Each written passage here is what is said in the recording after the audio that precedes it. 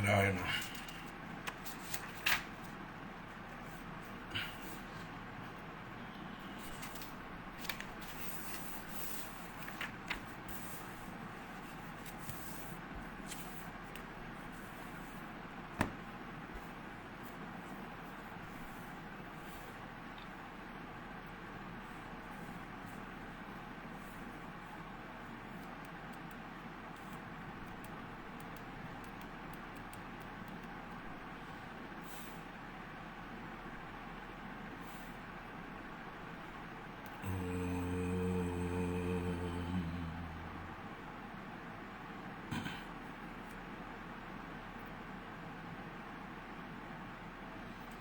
शुक्लांबरधरं विष्णुं शशिवर्णं चतुर्भुजं प्रसन्नवदनं ध्यायेत् सर्वविघ्नोपशान्तये. गुरवे सर्वलोकानां विषजे भवरोगिणां निधये सर्वविद्यानां दक्षिणामूर्तये नमः. जन्माद्यस्य यतोऽन्वयादितरतश्चार्तेष्वभिज्ञस्वराड् तेने ब्रह्महृदाय आदिकवये मुह्यन्ति यत्सूरयः. तेजो वारिमृदां यदा विनिमयो यत्र त्रिसर्गो मृषा दाम्ना स्वेन सदा निरस्तकुहकं सत्यं परं धीमहि. धर्मः प्रोज्झितकैतवोऽत्र परमो निर्मत्सराणां सतां वेद्यं वास्तवमत्र वस्तु शिवदं तापत्रयोन्मूलनम्. श्रीमद्भागवते महामुनिकृते किं वा परैरीश्वरः सद्यो हृद्यवरुध्यतेऽत्र कृतिभिः शुश्रूषुभिस्तत्क्षणात्. निगमकल्पतरोर्गलितं फलं सुखमुखातमृतद्रवसंयुतं पिबत भागवतं रसमालयं मुहुरहो रसिका भुवि भावुकाः. नारायणं नमस्कृत्य नरं चैव नरोत्तमं देवीं सरस्वतीं व्यासं ततो जयमुदीरयेत्. यं प्रव्रजन्तमनुपेतमपेतकृत्यं द्वैपायनो विरहकातर आजुहाव. पुत्रेति तन्मयतया तरवोऽभिनेदुः तं सर्वभूतहृदयं मुनिमानतोऽस्मि. यस्वानुभावमखिलश्रुतिसारमेकम् अध्यात्मदीपमदितितीर्षदां तमोन्दं संसारिणां करुणयाः पुराणगुह्यं तं व्याससूनुमुपयामि गुरुं मुनीनाम्. मूकं करोति वाचालं पङ्गुं लङ्घयते गिरिं यत्कृपातमहं वन्दे परमानन्दमाधवम्. यं ब्रह्मा वरुणेन्द्ररुद्रमरुदः स्तुन्वन्ति दिव्यैस्तवैः वेदैः साङ्गपदक्रमोपनिषदैः गायन्ति यं सामगाः. ध्यानावस्थिततद्गतेन मनसा पश्यन्ति यं योगिनो यस्यान्तं न विदुः सुरासुरगणाः. देवाय तस्मै नमः. कोमलं कूजयन् वेणुं श्यामलोऽयं कुमारकः वेदवेद्यं परं ब्रह्म भासतां पुरतो मम. भूतैर्महद्भिर्ययिमा पुरो विभुः निर्मायशेते यदमुषु पूरुषः. भुङ्क्ते गुणान् षोडश षोडशात्मकः सोऽलङ्कृषीष्ट भगवान् भजांसि मे. सच्चिदानन्दरूपाय विश्वोत्पत्त्यादिहेतवे तापत्रयविनाशाय श्रीकृष्णाय वयं नुमः. कृष्णाय वासुदेवाय हरये परमात्मने प्रणतक्लेशनाशाय गोविन्दाय नमो नमः.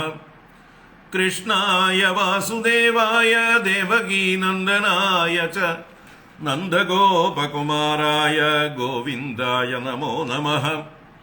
നമഃ പങ്കജനാഭായ നമഃ പങ്കജമാലിനേ നമഃ പങ്കജനേത്രായ നമസ്തേ പങ്കജാംഗ്രയേ. പീതാംബരം കരവിരാജിതശംഖചക്രകൗമോദഗീ സരസിജം കരുണാസമുദ്രം രാധാസഹായമതിസുന്ദരമന്ദഹാസം വാതാലയേശമനിശം ഹൃദി ഭാവയാമി. വാതാലയേശമനിശം ഹൃദി ഭാവയാമി. ഓം നമോ ഭഗവതേ വാസുദേവായ. ഓം നമോ നാരായണായ.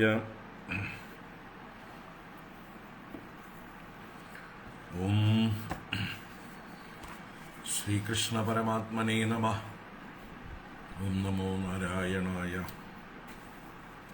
ഓം നമഃ പരമഋഷിഭ്യോ നമഃ. പരമഋഷിഭ്യഃ ഹരി ഓം. എല്ലാവർക്കും നമസ്കാരം. എല്ലാവർക്കും സുപ്രഭാതം, ശുഭദിനം, സുസ്വാഗതം.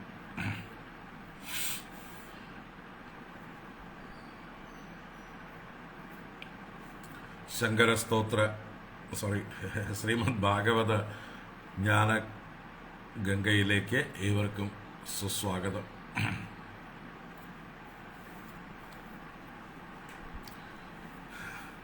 നിരന്തരം ശങ്കരാചാര്യെ തന്നെ സ്മരിച്ച് വായിലെല്ലാം അതേ വരുന്നുള്ളൂ.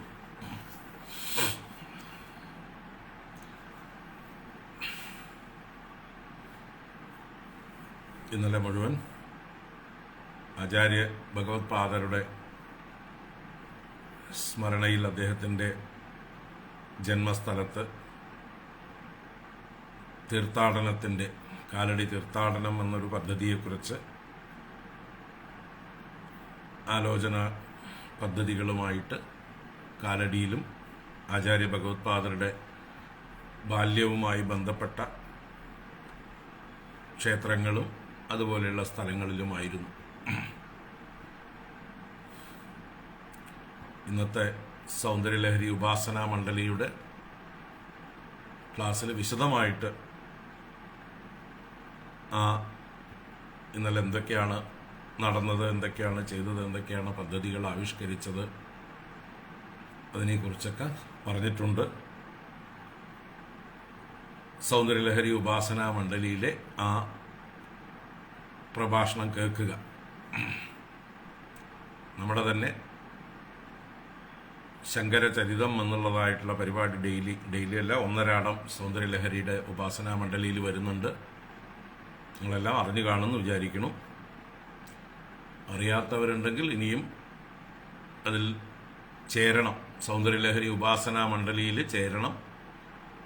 ഉപാസനാ മണ്ഡലിയിലാണ് ഒന്നരാടം ഹരിബ്രഹ്മേന്ദ്രാനന്ദ സ്വാമികൾ വിശദമായി ഭംഗിയായി വ്യാഖ്യാനിക്കുന്ന സൗന്ദര്യലഹരി സ്തോത്രങ്ങൾ ഓരോന്നും ഓരോ ദിവസം ഒന്നരാടം 100 ശ്ലോകങ്ങൾ 200 ദിവസം കൊണ്ട്.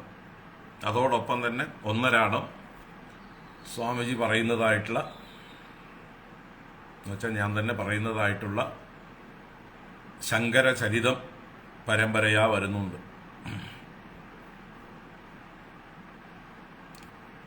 ഇപ്പോൾ 16 എപ്പിസോഡ് കഴിഞ്ഞു ശങ്കരചരിതം. എല്ലാവരും കേൾക്കേണ്ടതാണ്. കേൾക്കാത്തവരുണ്ടെങ്കിൽ അതിൽ ചേരുക. സൗന്ദര്യലഹരി ഉപാസനാ മണ്ഡലിയിൽ ചേരുക, എന്നിട്ട് കേൾക്കുക. അപ്പോൾ അതിൻ്റെ ഭാഗമായിട്ട് കാലടി തീർത്ഥാടനം പരിപാടി ആവിഷ്കരിക്കുകയാണ്. അതിൻ്റെ ഭാഗമായിട്ടാണ് ഇന്നലെ കാലടിയിലും ശങ്കരാചാര്യരുടെ അമ്മാത്തായിട്ടുള്ള പിറവത്തിനടുത്തുള്ളതായിട്ടുള്ള ചിന്മയ ഇൻ്റർനാഷണൽ ഫൗണ്ടേഷൻ ആദിശങ്കര നിലയത്തിലും മേൽപ്പാഴൂർ മന എന്ന് പറയും അവിടെയും, അതുപോലെ ശങ്കരാചാര്യർ സ്വർണ്ണ നെല്ലിക്ക പെയ്യിച്ച സ്വർണ്ണത്ത് മനയിലും പുന്നോർക്കോട്ട് മന എന്ന് പറയും, പെരുമ്പാവൂരിനടുത്ത് പട്ടിമറ്റം എന്ന് പറഞ്ഞതിൻ്റെ അടുത്ത് പഴന്തോട്ടം എന്നൊക്കെ പറയുന്ന സ്ഥലമാണ് പുന്നോർക്കോട്ട് മന.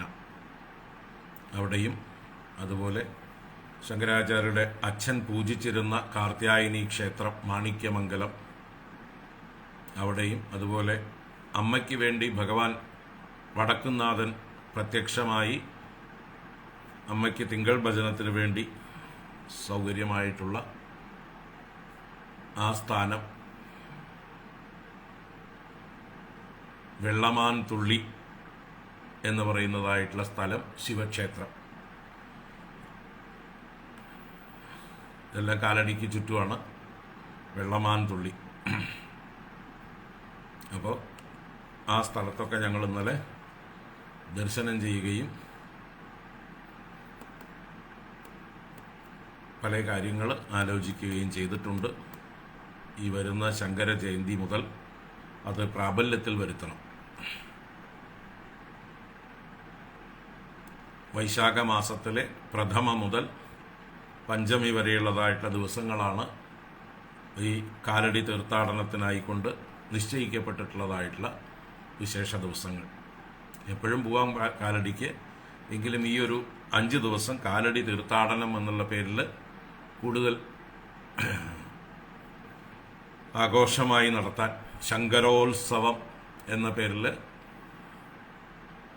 ശങ്കരാചാര്യരുടെ യശസ് ലോകം മുഴുവൻ എത്തിക്കാനുള്ള, അതുപോലെ കാലടിയുടെ യശസ് ലോകം മുഴുവൻ എത്തിക്കാനുള്ള ആ ഒരു പരിശ്രമമാണ് ശങ്കരോത്സവം. ആ ശങ്കരോത്സവത്തിൻ്റെ ഭാഗമായി കാലടി തീർത്ഥാടനം. അപ്പോൾ അത് ഇന്നലെ ചിദാനന്ദപുരി സ്വാമിജിയുടെ നേതൃത്വത്തിൽ ഞങ്ങളൊരു 2-3 സ്വാമിമാരും മറ്റ് സൗന്ദര്യലഹരി ഉപാസനാ മണ്ഡലിയുടെ പ്രവർത്തകരും ഒരു 40ഓളം പേര് യാത്ര ചെയ്തു. എന്നിട്ട് അതിൻ്റെ ആലോചനാ യോഗങ്ങളൊക്കെ ഉണ്ടായിരുന്നു രാവിലെ തൊട്ട് വൈകുന്നേരം വരെ. അപ്പോൾ അത് കേൾക്കണം, ആ പ്രഭാഷണം കേൾക്കണം സൗന്ദര്യലഹരി ഉപാസന മണ്ഡലിയിൽ.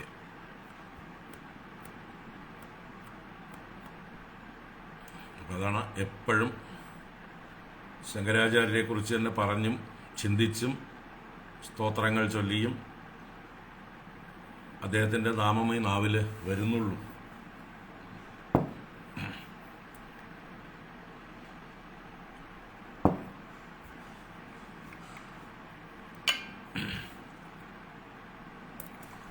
അപ്പോൾ എല്ലാവരുടെയും ശ്രദ്ധ അതിലേക്ക് ക്ഷണിച്ചുകൊണ്ട് നിങ്ങൾ ഓരോരുത്തരും അതിൽ പങ്കാളികളാവണം. അണ്ണാരക്കണ്ണനും തന്നാലായത് എന്ന് പറഞ്ഞതുപോലെ നിങ്ങൾക്ക് ഓരോരുത്തർക്കും ആ വിഷയത്തിൽ എന്തെല്ലാം ചെയ്യാൻ പറ്റും എന്ന് ചിന്തിക്കുക, എന്നിട്ട് പ്രവർത്തിക്കുക. ശരി, നമുക്ക് നമ്മുടെ ഭാഗവത ജ്ഞാനഗംഗ പ്രവാഹത്തിലേക്ക് തിരിച്ചു വരാം. ശ്രീമദ് ഭാഗവതം തൃതീയ സ്കന്ധം 28-ാം അധ്യായത്തിലേക്ക് നമ്മൾ പ്രവേശിക്കുകയാണ്. 28-ാം അധ്യായം അഷ്ടാംഗ യോഗത്തെക്കുറിച്ച് ഭഗവാൻ കപില ഭഗവാൻ അമ്മ ദേവഹൂതിക്ക് വിസ്തരിച്ച് വർണ്ണിച്ചു കൊടുക്കുന്നതാണ്. അപ്പോൾ സാഖ്യം കഴിഞ്ഞു, ഇനി യോഗം എന്നുള്ള വിഷയമാണ് 28-ാം അധ്യായം. നമുക്ക് ആദ്യം വായിക്കാം, എന്നിട്ട് നോക്കാം.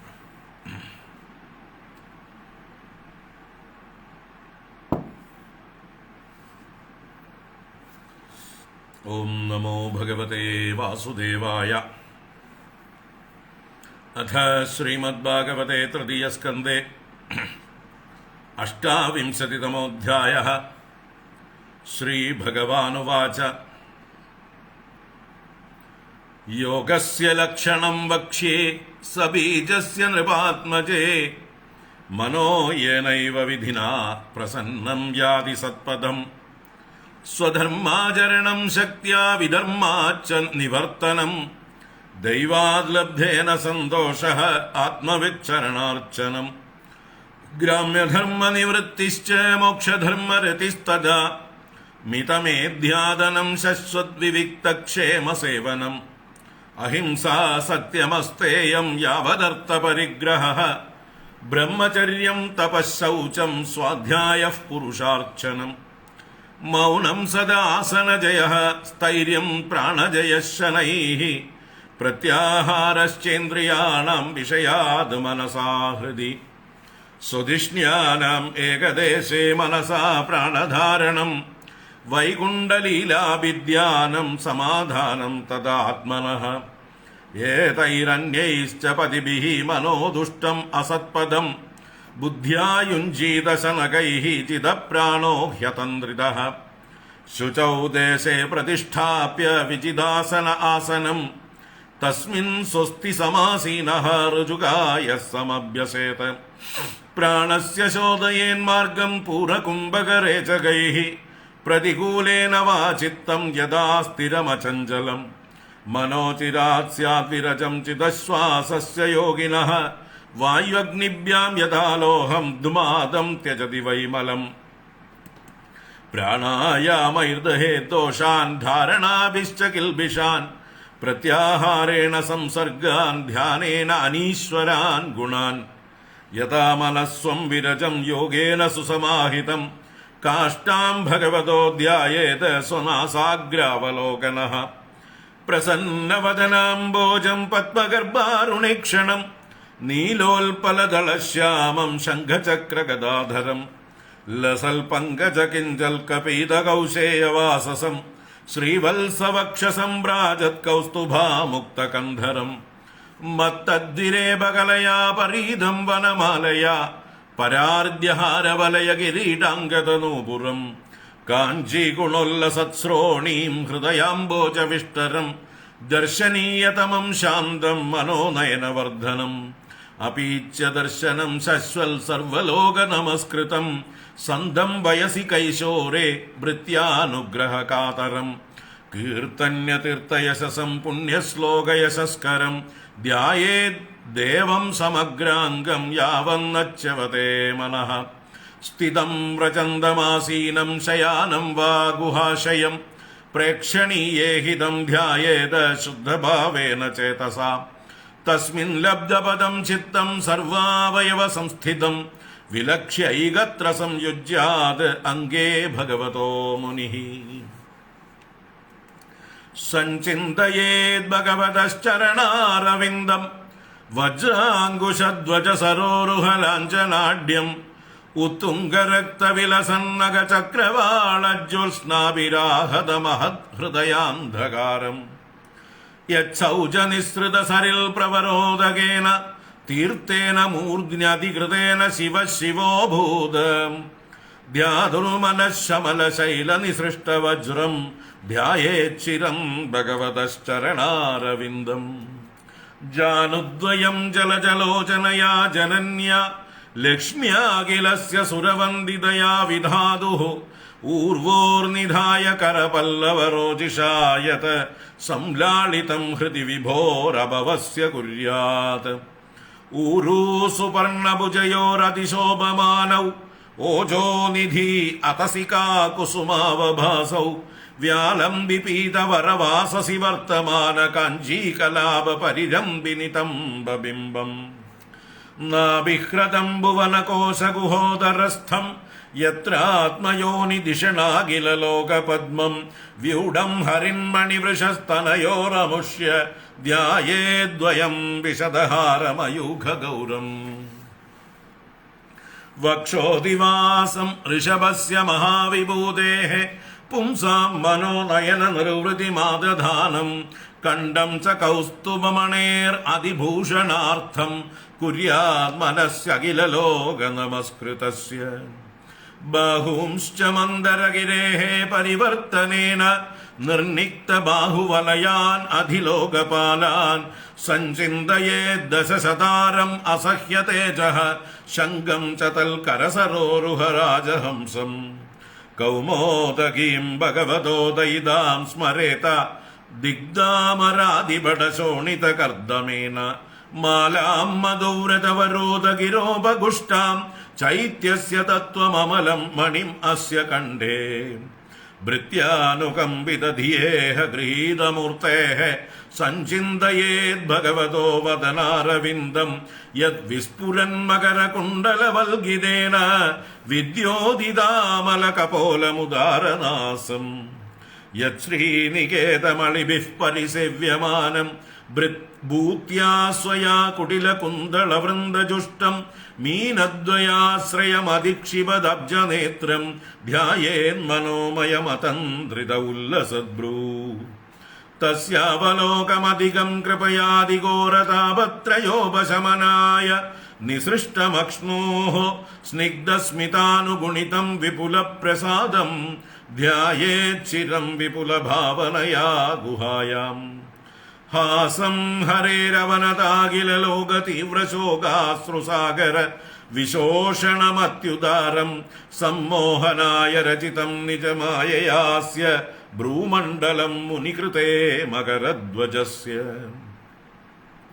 ധ്യാനായനം പ്രഹസിതം ബഹുളാദരോഷ്ടഭാസാരുണായിതതനുദ്വിജ കുന്ദപങ്ക്തി ധ്യായേത് സ്വദേഹ കുഹരേ അവസിതസ്യ വിഷ്ണോഃ ഭക്ത്യാർദ്രയാർപ്പിതമനാ ന പൃഥഗ് ദിദൃക്ഷ്യേത് ഏവം ഹരൗ ഭഗവതി പ്രതിലബ്ധഭാവോ ഭക്ത്യാ ദ്രവത്ഹൃദയ ഉത്പുളകഃ പ്രമോദാത് ഔത്കണ്ഠ്യ ബാഷ്പകലയാ മുഹുരർദ്യമാനഃ തച്ഛാഭിചിത്തബഡിശം ശനകൈർവിയുങ്ക്തേ മുക്താശ്രയം യർഹി നിർവിഷയം വിരക്തം നിർവാണമൃച്ഛതി മനഃസഹസാ യഥാർച്ചിഃ ആത്മാനമത്ര പുരുഷോऽവ്യവധാനമേകം അന്വീക്ഷത്തെ പ്രതിനിവൃത്തഗുണപ്രവാഹഃ സ്വോപ്യേതയാ പരമയാ മനസോ നിവൃത്യ തസ്മിൻ മഹിമ്ന്യവസിതഃ സുഖദുഃഖബാഹ്യേ ഹേതുത്വമപ്യസതി കർത്തരി ദുഃഖയോർയത്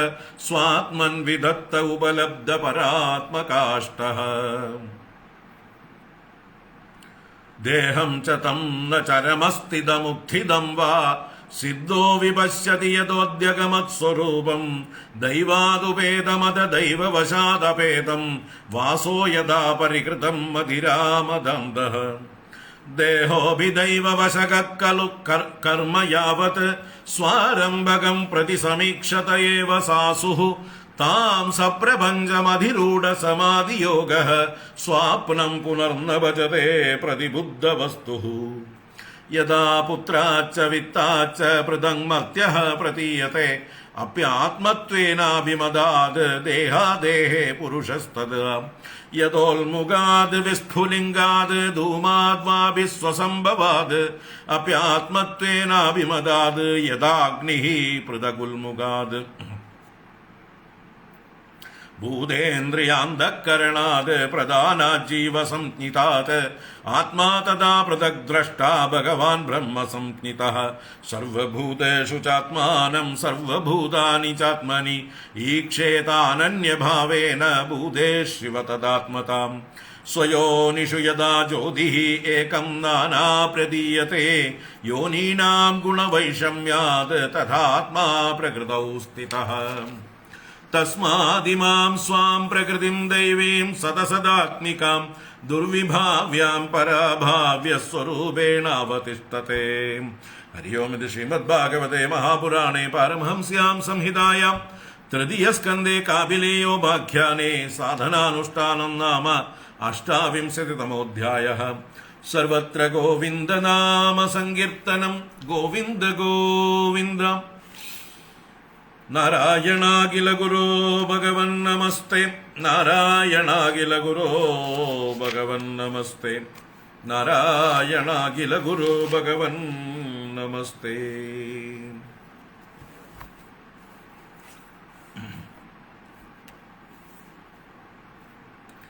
ഹരി ഓം. എല്ലാവർക്കും ഒരിക്കൽ കൂടെ നമസ്കാരം, സുസ്വാഗതം.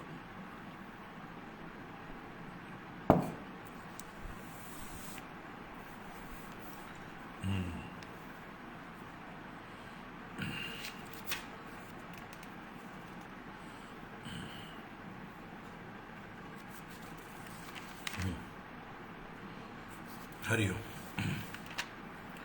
അപ്പോൾ 26-ാം അധ്യായത്തിൽ പ്രകൃതി പുരുഷ തത്വങ്ങളെ വളരെയധികം വിശദമായി വ്യാഖ്യാനിച്ചു കൊടുത്തു അമ്മയ്ക്ക്. അതിനുശേഷം 27-ാം അധ്യായത്തിൽ ഈ പ്രകൃതിയിൽ നിന്ന് വിലക്ഷണനായ പുരുഷനാണ് താൻ എന്നുള്ള ജ്ഞാനം ഉറപ്പിക്കാനായിക്കൊണ്ടുള്ള വിവിധ സാധനകളെക്കുറിച്ചായിരുന്നു ആദ്യം പ്രതിപാദിച്ചത്. അങ്ങനെ സാധനകൾ അനുഷ്ഠിച്ച് ചിത്തം ശുദ്ധമാകുമ്പോൾ പ്രകൃതിയെ അപേക്ഷിക്കാതെ നിരപേക്ഷനായ പുരുഷൻ സ്വതന്ത്രനായി തീരുന്നു എന്നുള്ളതായിട്ടുള്ള ആശയം ഭഗവാൻ പറഞ്ഞു. എങ്കിലും വീണ്ടും ഒന്നുകൂടെ അമ്മയ്ക്ക് സംശയം, അസംഭാവന എന്നുള്ള രീതിയിൽ വേണ്ടതുപോലെ ഉറപ്പ് കിട്ടായിക.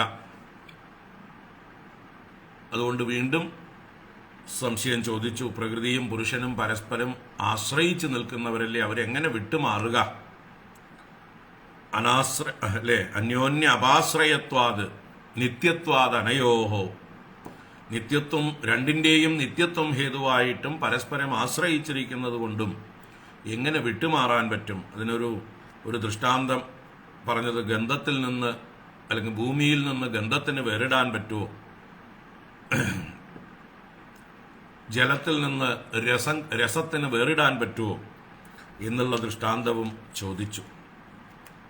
ഇവിടെ വാസ്തവത്തിൽ ഭൂമിയും ഗന്ധവും പോലെയല്ല, ജലവും രസവും പോലെയല്ല പ്രകൃതിയും പുരുഷനും തമ്മിലുള്ളതായിട്ടുള്ള ബന്ധം. അതുകൊണ്ട് തന്നെ പുരുഷന് വേറിടാൻ പറ്റും എന്നുള്ളത് ഭഗവാൻ ഉറപ്പിക്കുകയാണ്. അതിന് വീണ്ടും കുറച്ചുകൂടെ സാധനകളെ ഊന്നി പറഞ്ഞു. കാരണം ചിത്തം ശുദ്ധമാകാതെ ഈ കാര്യം നമുക്ക് ഉറയ്ക്കാൻ സാധിക്കില്ല. അതുകൊണ്ട് ചിത്തശുദ്ധിക്കായിക്കൊണ്ട് തന്നെ നിഷ്കാമകർമ്മം അനുഷ്ഠിക്കുവാനും സ്വധർമ്മത്തെ നിഷ്കാമമായി അനുഷ്ഠിക്കുവാനും അതുപോലെ ശ്രവണം കൊണ്ട് വർദ്ധിപ്പിച്ചതായിട്ടുള്ള ഭക്തി അതുകൊണ്ടും അന്ധകരണ ശുദ്ധി ഉണ്ടാവും. അതുപോലെ ജ്ഞാനവൈരാഗ്യങ്ങളെ കൊണ്ടും തപസ്സുകൊണ്ടും യോഗം കൊണ്ടും സമാധി അഭ്യാസം കൊണ്ടും തീർച്ചയായിട്ടും പ്രകൃതി പുരുഷനെ പീഡിപ്പിക്കുന്നുണ്ടെങ്കിൽ പോലും കാലം കൊണ്ട് എങ്ങനെയാണോ ഇന്ധനം തീരുമ്പോൾ അഗ്നി കെടുന്നത്, അതുപോലെ പ്രകൃതിയുടെ ശക്തി ക്ഷയിച്ച് പുരുഷൻ സ്വതന്ത്രനാകും എന്നുള്ള ആശയം പറഞ്ഞുകൊണ്ട് അങ്ങനെ ഒരു ജ്ഞാനിയെ ഈ പ്രകൃതി അജ്ഞാനിയെ ബാധിക്കുന്നത് പോലെ ബാധിക്കുന്നില്ല എന്നുള്ളത് ഉറക്കത്തെ അല്ലെങ്കിൽ സ്വപ്നത്തെ ഉദാഹരിച്ചുകൊണ്ട് പറഞ്ഞു. സ്വപ്നത്തിൽ നിന്ന് ഉണരാത്ത ഒരാൾക്കാണ് സ്വപ്നം അനർത്ഥമായിരിക്കുന്നത്. ഉണർന്നിരിക്കുന്നതായിട്ടുള്ള ഒരാൾക്ക് ഒരിക്കലും സ്വപ്നം ഒരു അനർത്ഥമല്ല. ഉണർന്നിരിക്കുന്ന ആൾക്ക് സ്വപ്നത്തെക്കുറിച്ച് ഓർക്കുമ്പോൾ അതൊരു തമാശ മാത്രമാണ്. അതുപോലെയാണ് തത്വമറിഞ്ഞിരിക്കുന്നതായിട്ടുള്ള ആത്മാരാമനായിട്ടുള്ള ഒരാളെ പ്രകൃതിക്ക് പീഡിപ്പിക്കാൻ ആവുകയില്ല എന്ന് പറഞ്ഞുകൊണ്ട് ഇങ്ങനെ അനേക കാലം അധ്യാത്മരതനായി എല്ലാ ലോകങ്ങളിലും വൈരാഗ്യം വന്നവനായി എൻ്റെ ഭക്തനും എല്ലാറ്റിൻ്റെയും തത്വമറിയുന്നവനുമായിട്ടുള്ള ഒരാൾ എൻ്റെ വർദ്ധിച്ച പ്രസാദം കൊണ്ട് കൈവല്യം എന്നുള്ളതായിട്ടുള്ള എൻ്റെ സ്ഥാനത്തെ മോക്ഷത്തെ പ്രാപിക്കുന്നു. ഇവിടെ തന്നെ സാധിക്കും. എല്ലാ സംശയങ്ങളും ഛിന്നമായിക്കൊണ്ട് എവിടെ പ്രാപിച്ചാൽ യോഗി പിന്നെ മടങ്ങി വരുന്നില്ലയോ, സംസാരത്തിലേക്ക് മടങ്ങി വരുന്നില്ലയോ, ആ ഒരു അവസ്ഥയെ പ്രാപിക്കുന്നു. അതുപോലെ അങ്ങനെയുള്ളതായിട്ടുള്ള ഒരു യോഗി യാദൃച്ഛികമായി വന്നു ചേരുന്നതായിട്ടുള്ള സിദ്ധികളിലൊന്നും ഭ്രമിക്കുന്നില്ല എന്നും കൂടി പറഞ്ഞു. അങ്ങനെ സിദ്ധികളിൽ ഭ്രമിക്കാത്ത ഒരാളെ മൃത്യുവിനെ ഒന്നും ചെയ്യാൻ സാധിക്കില്ല. എത്രന മൃത്യുഹാസഹ. അപ്പൊ സിദ്ധികളിൽ യോഗത്തിൽ നിന്നുണ്ടാകുന്ന സിദ്ധികളെ കുറിച്ച് പറഞ്ഞു.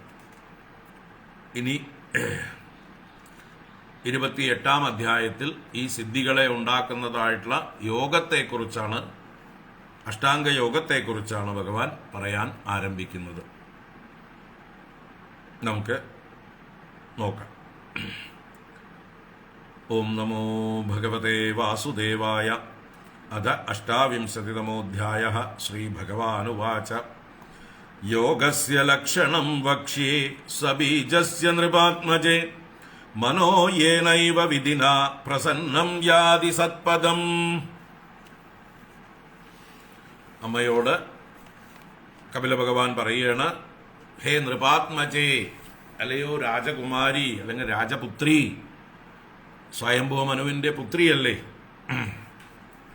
അതുകൊണ്ട് തന്നെ അച്ഛൻ്റെ രാജാവായതുകൊണ്ട് അദ്ദേഹത്തിൻ്റെ ഗുണങ്ങളും ശ്രേഷ്ഠതയൊക്കെ അമ്മയ്ക്കുണ്ട് തീർച്ചയായിട്ടും. എങ്കിലും അല്പം രജോ ഗുണവും ഉണ്ടാവാൻ വഴിയുണ്ട്.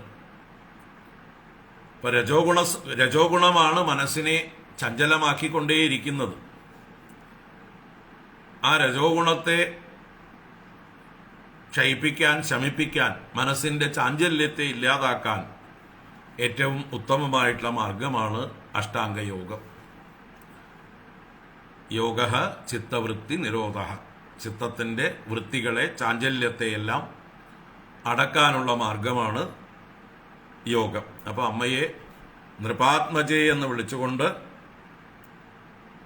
യോഗസ്യ ലക്ഷണം വക്ഷ്യേ, അമ്മയ്ക്ക് ഞാൻ യോഗത്തിന്റെ ലക്ഷണം പറഞ്ഞു തരാം.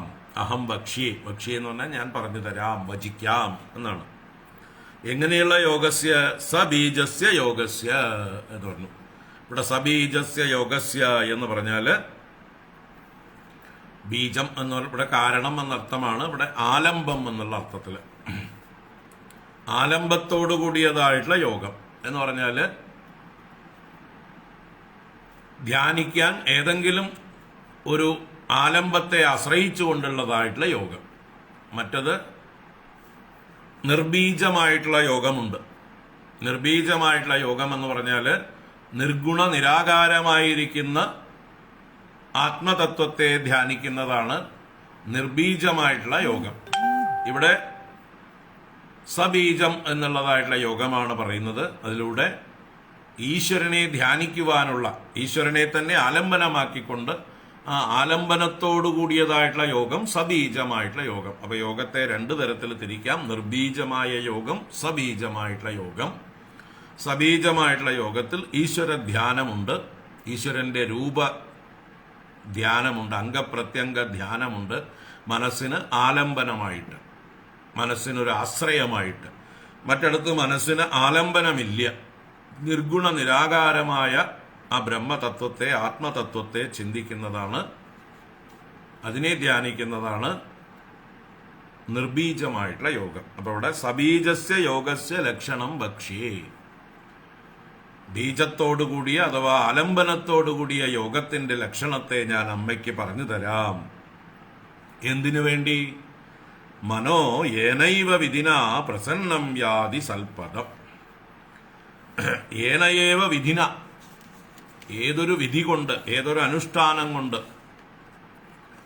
ഏതൊരു യോഗത്തിന്റെ അനുഷ്ഠാനം കൊണ്ട് തന്നെ പ്രസന്നം മനഃ, പ്രശാന്തമായി പ്രസാദിച്ചതായിട്ടുള്ള മനസ്സ്, സത്വഗുണം വർദ്ധിക്കുന്നതായിട്ടുള്ള മനസ്സ്, ശാന്തമായി തീരുന്ന മനസ്സ്, സൽപദം യാതി. സൽപദം സത്തായ പന്ഥാവിലേക്ക് പ്രവേശിക്കുന്നു, പ്രാപിക്കുന്നു. ഇവിടെ സത്പദം എന്ന് പറഞ്ഞാൽ ഈശ്വരപദം തന്നെ, ആത്മതത്വം തന്നെയാണ്. അപ്പോ നിർബീജമായിട്ടുള്ള യോഗം പറയാൻ, അല്ലെങ്കിൽ അത് അനുഷ്ഠിക്കുവാനുള്ളതായിട്ടുള്ള യോഗ്യത അമ്മയ്ക്ക് ഇല്ല എന്ന് നൃപാത്മജേ എന്നുള്ളതായിട്ടുള്ള വിളിയിൽ തന്നെ സൂചിപ്പിക്കുകയാണ്.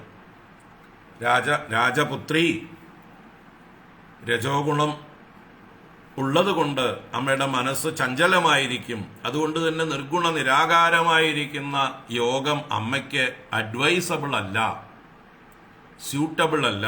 അതുകൊണ്ട് അമ്മയ്ക്ക് പറ്റിയ യോഗം ആലംബത്തോടു കൂടിയതായിട്ടുള്ള യോഗമാണ്. അതാണ് സബീജസ്യ യോഗം എന്ന് പറഞ്ഞത്. സബീജസ്യ യോഗസ്യ, ആലംബനത്തോടുകൂടി ഈശ്വര ധ്യാനത്തോടു കൂടിയതായിട്ടുള്ള അത് പറഞ്ഞു തരാം. അങ്ങനെ അമ്മയ്ക്ക് മനസ്സ് പ്രസന്നമാകും, മനസ്സിന്റെ രജോ ഗുണമെല്ലാം അടങ്ങും, ശാന്തമാകും. അപ്പോഴമ്മയുടെ മനസ്സിന് സത്പഥത്തെ പ്രാപിക്കാം. എന്ന് പറഞ്ഞാൽ നിർഗുണമായിട്ടുള്ളതിനെ ധ്യാനിക്കാൻ യോഗ്യമാകും. അതാണ് ഇവിടെ സത്പദം യാതി എന്ന് പറഞ്ഞാൽ നിർഗുണ നിരാകാരമായിട്ടുള്ള ബ്രഹ്മതത്വത്തെ ധ്യാനിക്കുവാനും അപ്പോൾ അമ്മയ്ക്ക് സാധിക്കും ഈ അഭ്യാസത്തിലൂടെ. ആദ്യം വളയത്തിലൂടെ ചാടി ഇനി വളയമില്ലാതെ ചാടാറാവും എന്ന് പറയാറുണ്ട് നമ്മൾ, അല്ലേ? അതുപോലെ ഇവിടെ രൂപത്തെ ധ്യാനിച്ച് അന്ധക്കരണത്തെ വേണ്ട പോലെ പ്രസന്നമാക്കിയിട്ട് ശുദ്ധമാക്കിയിട്ട് ശാന്തമാക്കിയിട്ട് സത്വഗുണ പ്രധാനമാക്കിയിട്ട് പിന്നെ രൂപമില്ലാത്ത ഈശ്വര തത്വത്തെ ധ്യാനിക്കാനും അമ്മ യോഗ്യയായി തീരും. അതാണ് ഇവിടെ സത്പദം യാതി എന്ന് പറയുന്നത്. തുടർന്ന് സ്വധർമാചരണം ശക്ത്യാ വിധർമാച്ച നിവർത്തനം ദൈവാദ്ലബ്ധേന സന്തോഷഃ ആത്മവിച്ചരണാർച്ചനം ഗ്രാമ്യധർമ്മ നിവൃത്തിശ്ച മോക്ഷധർമ്മരതിസ്തഥാ മിതമേദ്യാദനം ശശ്വത് വിവിക്തക്ഷേമസേവനം അഹിംസാ സത്യമസ്തേയം യാവദർത്ഥ പരിഗ്രഹഃ ബ്രഹ്മചര്യം തപഃശൗചം സ്വാധ്യായഃ പുരുഷാർച്ചനം മൗനം സദാസനജയഃ സ്ഥൈര്യം പ്രാണജയഃ ശനൈഃ പ്രത്യാഹാരശ്ചേന്ദ്രിയാണാം വിഷയാത് മനസാ ഹൃദി സ്വദിഷ്ണ്യാനാമേകദേശേ മനസാ പ്രാണധാരണം വൈകുണ്ഠലീലാഭിധ്യാനം സമാധാനം തദാത്മനഃ ഏതൈരന്യൈശ്ച പതിഭിഃ മനോ ദുഷ്ടം അസത്പദം ബുദ്ധ്യാ യുഞ്ജീത ശനകൈഃ ചിതപ്രാണോ ഹി അതന്ത്രിതഃ. 2 മുതൽ 6 വരെയുള്ളതായിട്ടുള്ള ശ്ലോകങ്ങളെ കൊണ്ട് അഷ്ടാംഗയോഗം എടുത്തു പറയുകയാണ്.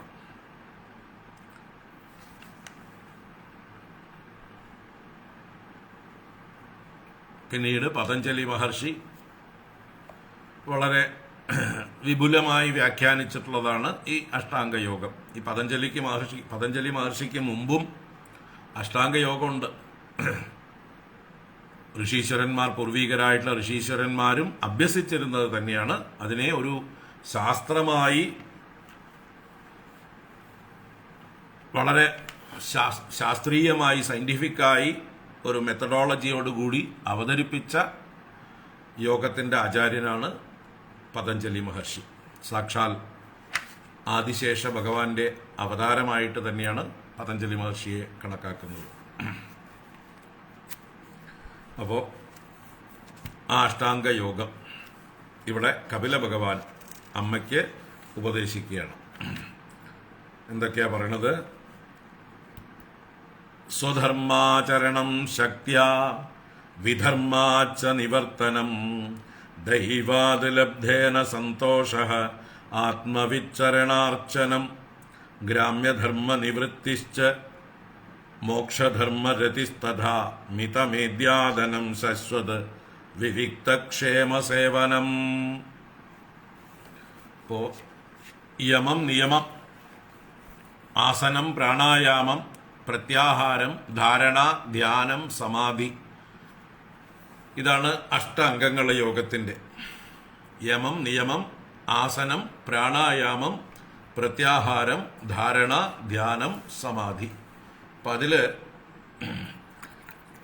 യമനിയമങ്ങളിലേക്ക് വരാനായിക്കൊണ്ട്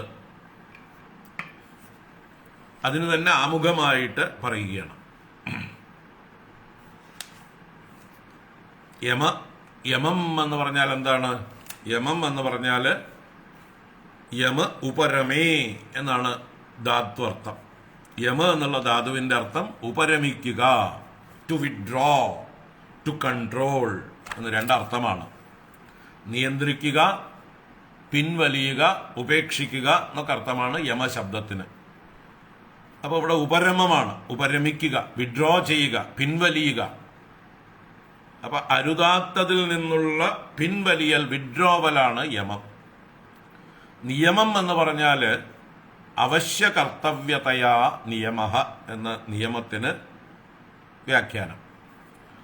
അവശ്യ കർത്തവ്യതയാ നിയമഃ, അവശ്യമായിട്ടുള്ളത് കർത്തവ്യം ആയിട്ട് ചെയ്യേണ്ടതിനെയാണ് നിയമം എന്ന് പറയുന്നത്. അപ്പോൾ അരുതാത്തതിൽ നിന്നുള്ള പിൻവലിയലും അത് യമവും, ചെയ്യേണ്ടതെല്ലാം ചെയ്യല്, ആവശ്യമായിട്ടുള്ളതെല്ലാം ചെയ്യുന്നതിനെ നിയമവും എന്ന് ചുരുക്കി പറയാം. അപ്പം അതിൽ തന്നെ 5 അംഗങ്ങളെ ഇനി എടുത്ത് പറയാൻ പോകുന്നുണ്ട്. അതിവിടെ തന്നെ പറയുന്നുണ്ട്. അതിന് ആമുഖമായിട്ടാണ് ഇവിടെ സ്വധർമാചരണം ശക്തിയ വിധർമാച്ച നിവർത്തനം. ആദ്യം പറഞ്ഞത് സ്വധർമാചരണം ശക്തിയ. ഈ ശക്തിയ എന്ന് പറഞ്ഞാൽ അവനവന്റെ ശക്തിക്കനുസരിച്ച് എന്നർത്ഥം. യഥാശക്തി സ്വധർമ്മ ആചരണം. നോക്കൂ, നമ്മുടെ എല്ലാ ശാസ്ത്രങ്ങളും ഊന്നി ഊന്നി പറയുന്ന കാര്യമാണ് സ്വധർമാചരണം. ഇപ്പം നമ്മൾ ഓരോരുത്തരും ആധ്യാത്മികത എന്ന് പറഞ്ഞാൽ പൂർണ്ണമായിട്ടുള്ള സന്യാസമാണെന്ന് എല്ലാവരും ധരിക്കരുത്. ബ്രഹ്മചാരി, ഗൃഹസ്ഥൻ, വാനപ്രസ്ഥൻ, സന്യാസി, ഇങ്ങനെ 4 സ്റ്റേജുകളുണ്ട്. അതിൽ ഓരോരുത്തരും അവരവരുടേതായിട്ടുള്ള സ്വധർമ്മം എന്തെന്ന് തിരിച്ചറിയണം. ഒരു സന്യാസിയുടെ സ്വധർമ്മമല്ല ബ്രഹ്മചാരിയുടെ സ്വധർമ്മം. ഒരു ഗൃഹസ്ഥന്റെയും വാനപ്രസ്ഥന്റെയും സ്വധർമ്മം ഇതിൽ നിന്ന് വ്യത്യസ്തമാണ്. അതുപോലെ ബ്രാഹ്മണ, ക്ഷത്രിയ, വൈശ്യ, ശൂദ്ര വിഭാഗത്തിൽപ്പെടുന്നവരുടെ സ്വധർമ്മങ്ങൾ വ്യത്യസ്തമാണ്. ഒരു ബ്രാഹ്മണന്റെ സ്വധർമ്മം ഒരു ശൂദ്രന് അഡ്വൈസബിൾ അല്ല. കാരണം അവന് സഹിക്കില്ല, സാധിക്കില്ല, ചെയ്യാൻ കഴിയില്ല. തുമ്പിയെ കൊണ്ട് കല്ലെടുപ്പിക്കും പോലെയാണ്. മറിച്ചും ഒരു ശൂദ്രന്റെ കർമ്മം ബ്രാഹ്മണനെ സംബന്ധിച്ചും തുമ്പിയെ കൊണ്ട് കല്ലെടുപ്പിക്കും പോലെയാണ്. സഹിക്കില്ല. ഓരോരുത്തരുടെയും സ്വഭാവത്തിനനുസരിച്ചുള്ള ധർമ്മമാണ് അവനവന്റെ സ്വധർമ്മം. അപ്പൊ കഠിനമായി അധ്വാനിക്കുന്ന ശീലമുള്ളവരും അതിന് ആരോഗ്യമുള്ളവരും ബുദ്ധിവികാസം കുറഞ്ഞവരുമായിട്ടുള്ള, മറ്റുള്ളവരെ അനുസരിക്കാൻ മാത്രം അറിയുന്ന വിധേയന്മാരായിരിക്കുന്ന ആളുകളാണ് ശൂദ്രന്മാരെന്ന വിഭാഗത്തിൽപ്പെടുന്നത്. ആ കഠിനാധ്വാനികളായിട്ടുള്ളവരെ നമ്മൾ എവിടെയെങ്കിലും അനങ്ങാതിരുന്നിട്ട് ധ്യാനം ചെയ്യാൻ പറഞ്ഞാൽ, അല്ലെങ്കിൽ വൈദികങ്ങളായ കർമ്മങ്ങൾ ചെയ്യാൻ പറഞ്ഞാൽ അവർക്കത് രുചിക്കില്ല. അവർക്ക് എന്തെങ്കിലും അഡ്വഞ്ചറസ് ആയിട്ടും വളരെ എന്താ പറയുക, കായികമായിട്ടുള്ള അധ്വാനമുള്ളതുമായിട്ടുള്ള കാര്യങ്ങൾ ചെയ്യുന്നതിലാണ് സന്തോഷമുള്ളത്. അപ്പൊ അവരെ പിടിച്ചിട്ട് നാമം ജപിക്കാനും വേദം ചൊല്ലാനും വേദം പഠിക്കാനും പഠിപ്പിക്കാനും ഒക്കെ പറഞ്ഞാൽ ശരിയാവില്ല. അവരുടെ കൈത്തരിപ്പ് അവർക്കതിന് സാധിക്കില്ല. അതേപോലെ രജോ ഗുണ സമ്പന്നരായിട്ടുള്ള ആളുകൾക്കും ഈ പറഞ്ഞ സാത്വികമായിട്ടുള്ള കർമ്മമോ താമസമായിട്ടുള്ള കർമ്മമോ ചെയ്യാൻ സാധിക്കില്ല.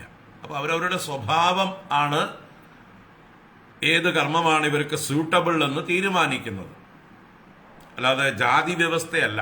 വർണ്ണാശ്രമ വ്യവസ്ഥ എന്ന് പറഞ്ഞാൽ അതിന് ജാതി വ്യവസ്ഥയുമായിട്ട് വലിയ ബന്ധമൊന്നുമില്ല. ജാതി പിന്നീട് വന്നു ചേർന്നതാണ്. ഓരോരുത്തർ ഓരോ തൊഴിൽ പരമ്പരയാ ചെയ്തു വന്നപ്പോൾ അവരുടെ മേലെ അടിച്ചേൽപ്പിച്ചതാണ് ജാതി എന്നുള്ളത്. അതിൽ നിന്ന് അവരെ മാറി ചിന്തിക്കാനുള്ള സ്വാതന്ത്ര്യം കൊടുക്കാതെ, അവരുടെ ഗുണം എന്താണെന്ന് അറിയാതെ, അവരുടെ കഴിവുകൾ ഏത് രംഗത്താണ് എന്ന് അറിയാതെ നിർബന്ധപൂർവം നീ ഇന്നയാളുടെ മകനായതുകൊണ്ട് നീ ഇന്നതേ ചെയ്യാൻ പാടുള്ളൂ, ഇന്നയാളുടെ മക്കൾ മാത്രമേ ഇന്നത് ചെയ്യാൻ പാടുള്ളൂ എന്ന് പറഞ്ഞ് ജാതി വ്യവസ്ഥ ഉണ്ടാക്കിയത് നമ്മുടെ സനാതന ധർമ്മത്തിൽ ഉണ്ടായ ഒരു ചുതിയാണ്,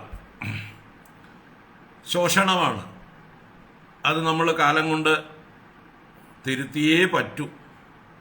ആ രീതിയിലുള്ള നമ്മുടെ ചിന്താഗതിയെ തന്നെ നമ്മൾ മാറ്റണം.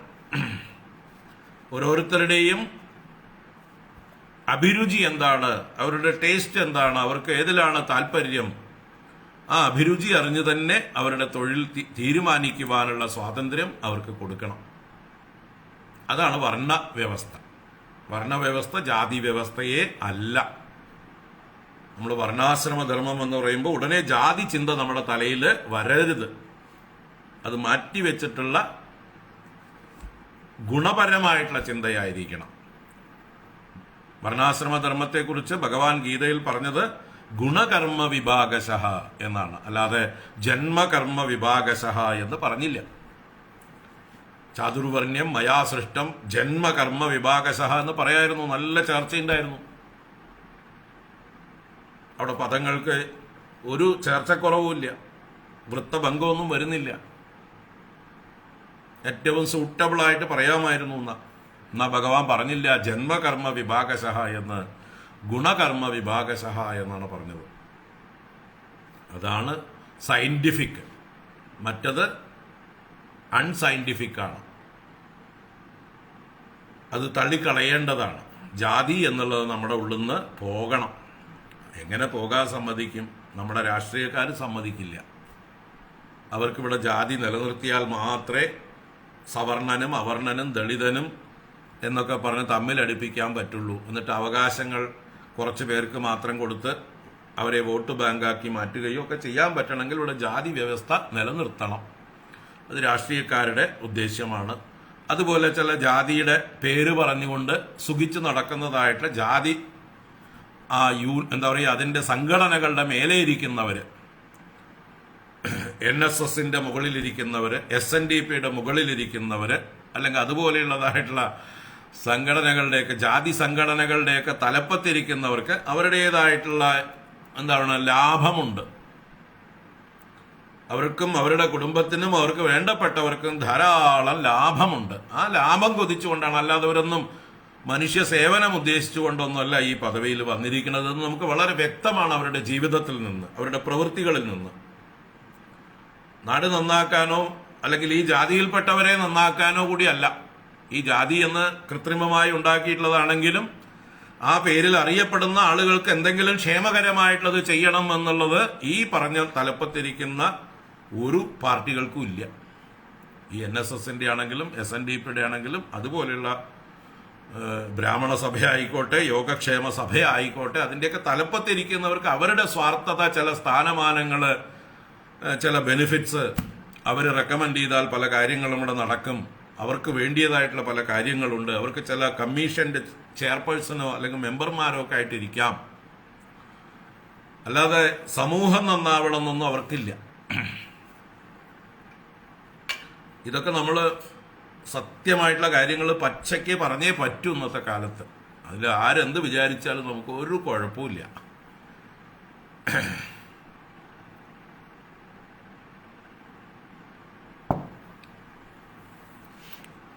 അതുകൊണ്ട് നമ്മൾ ഓരോരുത്തരും ഇതിനെ ഉടച്ചു വാർക്കാനായിക്കൊണ്ട് മനസ്സിരുത്തണം. അല്ലാതെ നമ്മൾ ഇനിയും അതിൽ മെമ്പർഷിപ്പ് എടുത്തുകൊണ്ട് ഈ പറഞ്ഞ നേതാക്കന്മാർക്ക് ചിന്താബാ എന്ന് വിളിച്ചുകൊണ്ട് നടക്കുകയല്ല വേണ്ടത്. മെമ്പർഷിപ്പ് ഇരുന്നോട്ടെ. ആ മെമ്പർഷിപ്പ് എന്തിനുപയോഗിക്കണം? വിമർശിക്കാൻ ഉപയോഗിക്കണം. ഈ നേതാക്കന്മാരുടെ ചെയ്തികളെ, കൊള്ളരുതായ്മകളെ, സ്വാർത്ഥതയൊക്കെ ചോദ്യം ചെയ്യാനായിട്ട് ഉപയോഗിക്കും. എന്നിട്ട് എല്ലാവർക്കും ബെനിഫിഷ്യലായിട്ടുള്ള കാര്യങ്ങളെക്കുറിച്ച് ചിന്തിക്കാൻ അവരെ പ്രേരിപ്പിക്കും. അതിനുവേണ്ടി ആവട്ടെ മെമ്പർഷിപ്പ്. അല്ലെങ്കിലോ എല്ലാ മെമ്പർഷിപ്പുകളൊന്നും പുറത്തേക്ക് വരും. നിങ്ങളൊക്കെ മെമ്പർഷിപ്പ് ഒഴിവായാലും അവർക്ക് സുഖമാണ്. എന്താ വെച്ചാൽ അവർക്ക് ശിങ്കിടി പാടുന്ന ആളുകൾ മാത്രം മതി എന്ന് വിചാരിക്കും. അപ്പോൾ അതിൻ്റെ ഉള്ളിലിരുന്നു കൊണ്ട് തന്നെ വിമർശിക്കുന്നതാണ് ഏറ്റവും നല്ലത്, അവരെ തിരുത്താൻ.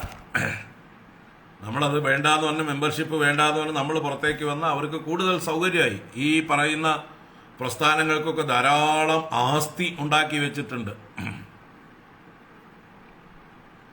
ധാരാളം ആസ്തികൾ NSSന്റെ പേരിലുണ്ട്, SNDPയുടെ പേരിലുണ്ട്, മറ്റ് പല ജാതി സംഘടനകൾക്കും കോളേജുകളും സ്കൂളുകളും മറ്റ് സ്ഥാപനങ്ങളും ഭൂമികളും ഒക്കെ ധാരാളം ഉണ്ട്. അപ്പോൾ അതിനെയൊക്കെ വെച്ചിട്ട് കുറേ ബെനിഫിറ്റ്സ് നേടിയെടുക്കുക എന്ന് മാത്രമേ ഉള്ളൂ ഇവർക്കൊക്കെ ഉദ്ദേശ്യം. ഇത് വിമർശിക്കപ്പെടണം. ഇത് നിങ്ങളുടെ ഉള്ളിലിരുന്നു കൊണ്ട് തന്നെ, അതാത് വ്യവസ്ഥകളുടെ ഉള്ളിലിരുന്നു കൊണ്ട് തന്നെ അവരെ ചോദ്യം ചെയ്യണം.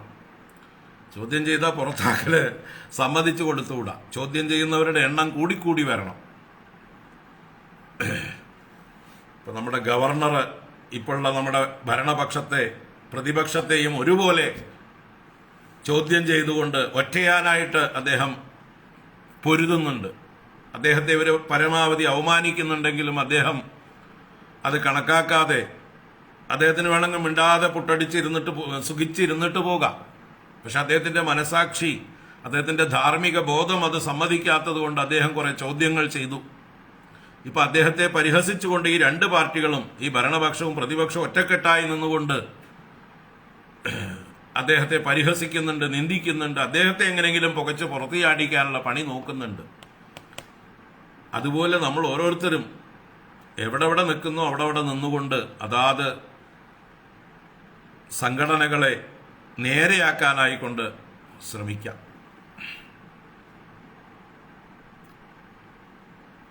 ചിന്തിക്കുക, മനസ്സിരുത്തുക.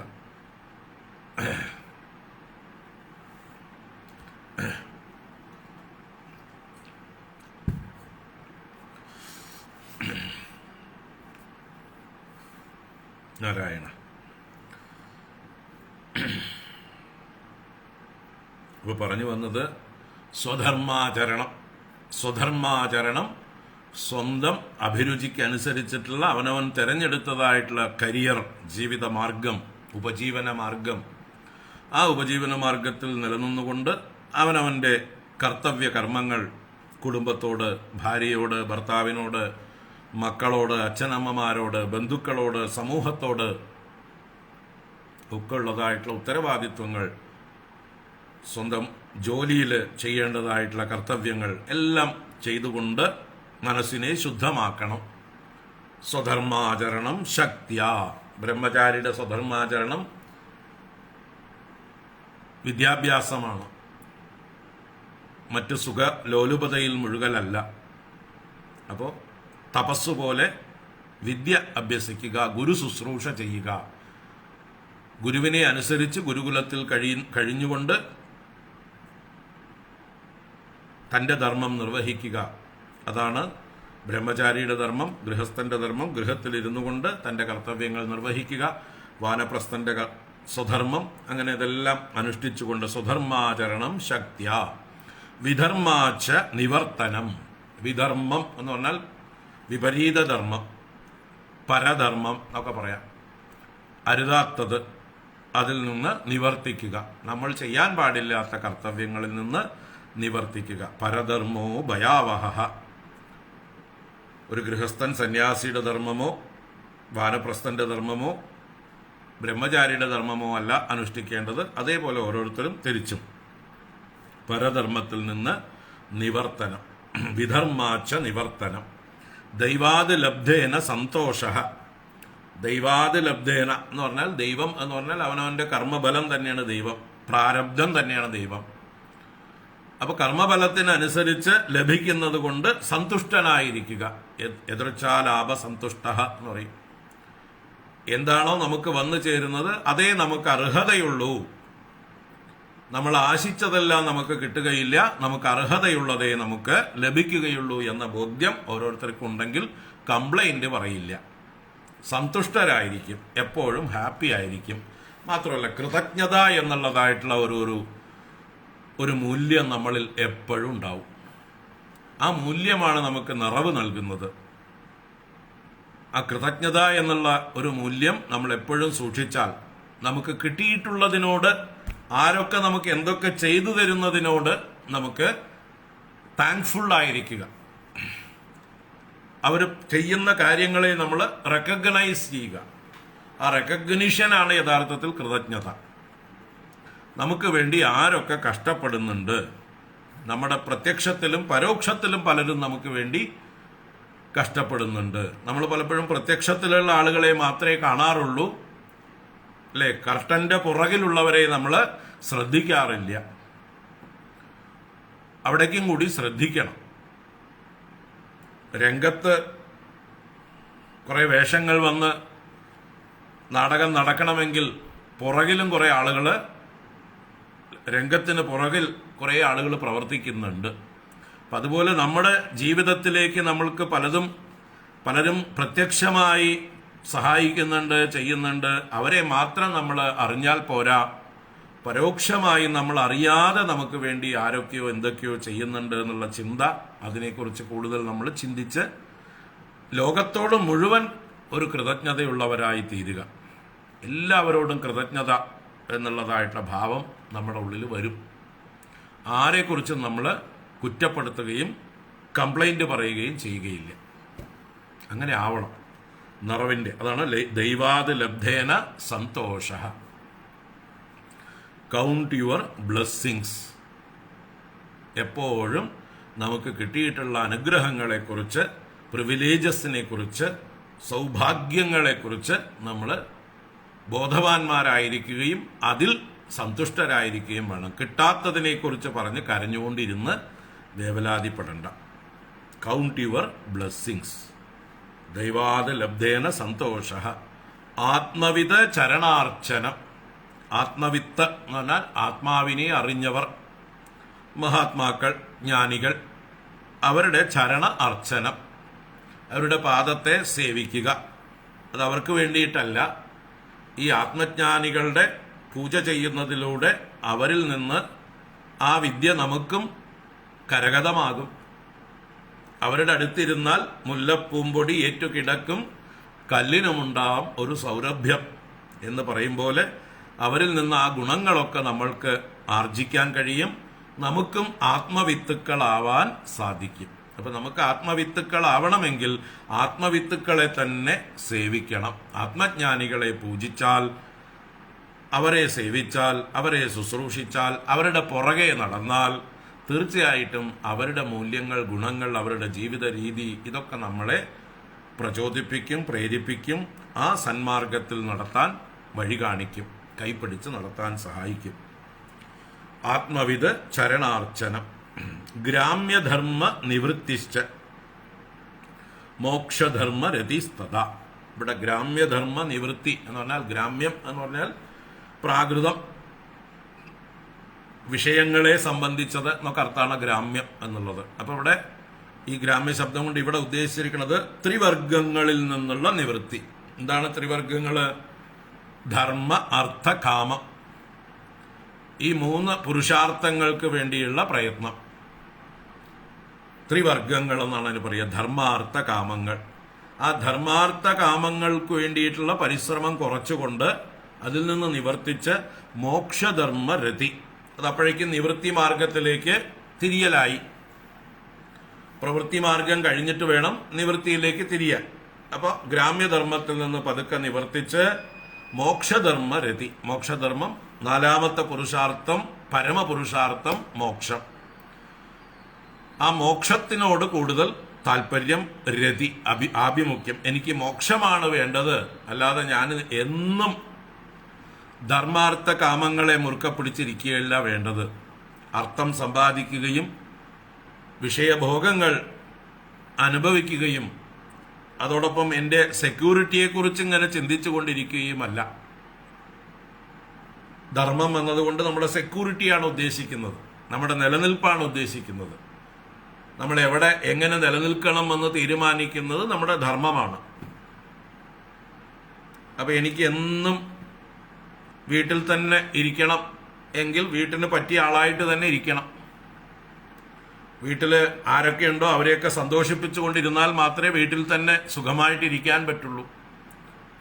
അപ്പോൾ ഭാര്യയുണ്ടോ, മക്കളുണ്ടോ, മറ്റ് ബന്ധുക്കളുണ്ടോ, അവരെയൊക്കെ തൃപ്തിപ്പെടുത്താനുള്ള അധ്വാനം ഒരിക്കലും വിരാമമുണ്ടാകുന്നില്ല.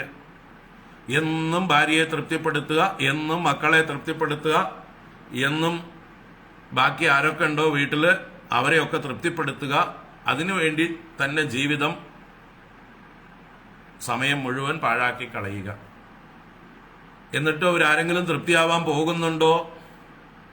ആരെങ്കിലും നമ്മളെ പൂർണ്ണമായി നമ്മൾ ചെയ്തതൊക്കെ ശരിയായി എന്ന് പറഞ്ഞ് നമുക്ക് സർട്ടിഫിക്കറ്റ് തരാൻ പോകുന്നുണ്ടോ, അംഗീകരിക്കാൻ പോകുന്നുണ്ടോ? ഇല്ല. അവരുടെ കംപ്ലൈന്റ് ഒരിക്കലും തീരാൻ പോകുന്നില്ല. മാത്രമല്ല, പ്രായമാവും തോറും നമ്മുടെ ശക്തി ക്ഷയിക്കും, നമ്മുടെ വരുമാനം കുറയും, അവരുദ്ദേശിച്ച കാര്യങ്ങളൊന്നും ചെയ്തു കൊടുക്കാൻ നമ്മളെ കൊണ്ട് പറ്റില്ല. അപ്പം നമ്മൾ അവിടെ കൊള്ളരുതാത്തവരായി മാറും. ഭാര്യയെ സന്തോഷിപ്പിക്കാൻ പറ്റില്ല, ഭർത്താവിനെ സന്തോഷിപ്പിക്കാൻ പറ്റില്ല, മക്കളെ സന്തോഷിപ്പിക്കാൻ പറ്റില്ല, ബന്ധുക്കളെ സന്തോഷിപ്പിക്കാൻ പറ്റില്ല. അപ്പൊ നമ്മൾ അവിടെ ഒരു അധികപ്പറ്റായിട്ട് മാറും. അങ്ങനെ നമ്മൾ കറിവേപ്പിലയായി മാറും, പുറം തള്ളപ്പെടും. അതാണ് യാഥാർത്ഥ്യം. ഇത് നേരത്തെ അറിഞ്ഞാൽ എന്താവാം, അവിടെ നിന്ന് പതുക്കെ ഗ്രാമ്യധർമ്മങ്ങളിൽ നിന്ന്, ത്രിവർഗത്തിൽ നിന്ന് പിന്തിരിഞ്ഞ് മോക്ഷധർമ്മത്തിലേക്ക് കൂടുതൽ ഊന്നൽ കൊടുക്കാം, നിവൃത്തിയിലേക്ക് ഊന്നൽ കൊടുക്കാം. മറ്റതൊക്കെ ആരോഗ്യമുള്ളത് വരയ്ക്കും, ഗൃഹസ്ഥരായിരിക്കുന്നത് വരയ്ക്കുമാണ് സ്വധർമാചരണം പറഞ്ഞത്. സ്വധർമാചരണത്തിലൂടെ അന്ധക്കരണ ശുദ്ധി വന്ന് നിവൃത്തരാവാനുള്ളതായിട്ടുള്ള പക്വത വന്നു കഴിഞ്ഞാൽ എല്ലാ ധർമ്മത്തിൽ നിന്നും നിവൃത്തരാവുകയാണ് വേണ്ടത്. ഇവിടെ നിവൃത്തി ധർമ്മത്തിലേക്ക് തിരിക്കാനാണ് പറഞ്ഞത്. മോക്ഷധർമ്മ രതി, മോക്ഷധർമ്മത്തിൽ രതി. മിതമേദ്യ അദനം, ശശ്വത വിവിക്ത ക്ഷേമ സേവനം. മിതമേദ്യ അധനം. അധനം എന്ന് പറഞ്ഞാൽ അധിക്കുക എന്ന് പറഞ്ഞാൽ ഭുജിക്കുക എന്നാണ്. അശനം തന്നെയാണ് അധനം. അധനം ചെയ്യുന്നത് കൊണ്ടാണ് അന്നം. അദ്യതേ അത്തിച്ച ഭൂതാനി തസ്മാത് അന്നം പ്രചക്ഷതേ. അന്നം, അന്നത്തിന് അന്നം എന്ന് പേര് വരാൻ കാരണം അദ്യതേ, ഭുജിക്കപ്പെടുന്നു. ഭുജിക്കപ്പെടുന്നത് കൊണ്ട് അന്നം. അത്തി എന്നും ക്രിയാരൂപം. ഭുജിക്കുന്നു, ഭുജിക്കുന്നതും ഭുജിക്കപ്പെടുന്നതും അന്നം. അപ്പൊ അദനം എന്ന് പറഞ്ഞാൽ ഭോജനം, ഭുക്തി. അതെങ്ങനെ? മിതം മേദ്യം. മിതം എന്ന് പറഞ്ഞാൽ അളവിൽ, ക്രമത്തിൽ. മേദ്യം എന്ന് പറഞ്ഞാൽ ശുദ്ധമായത് എന്നർത്ഥമാണ്. മേധം എന്നാൽ യാഗം, പൂജ എന്നൊക്കെ അർത്ഥമാണ്. അതിന് യോഗ്യമായത് മേദ്യം.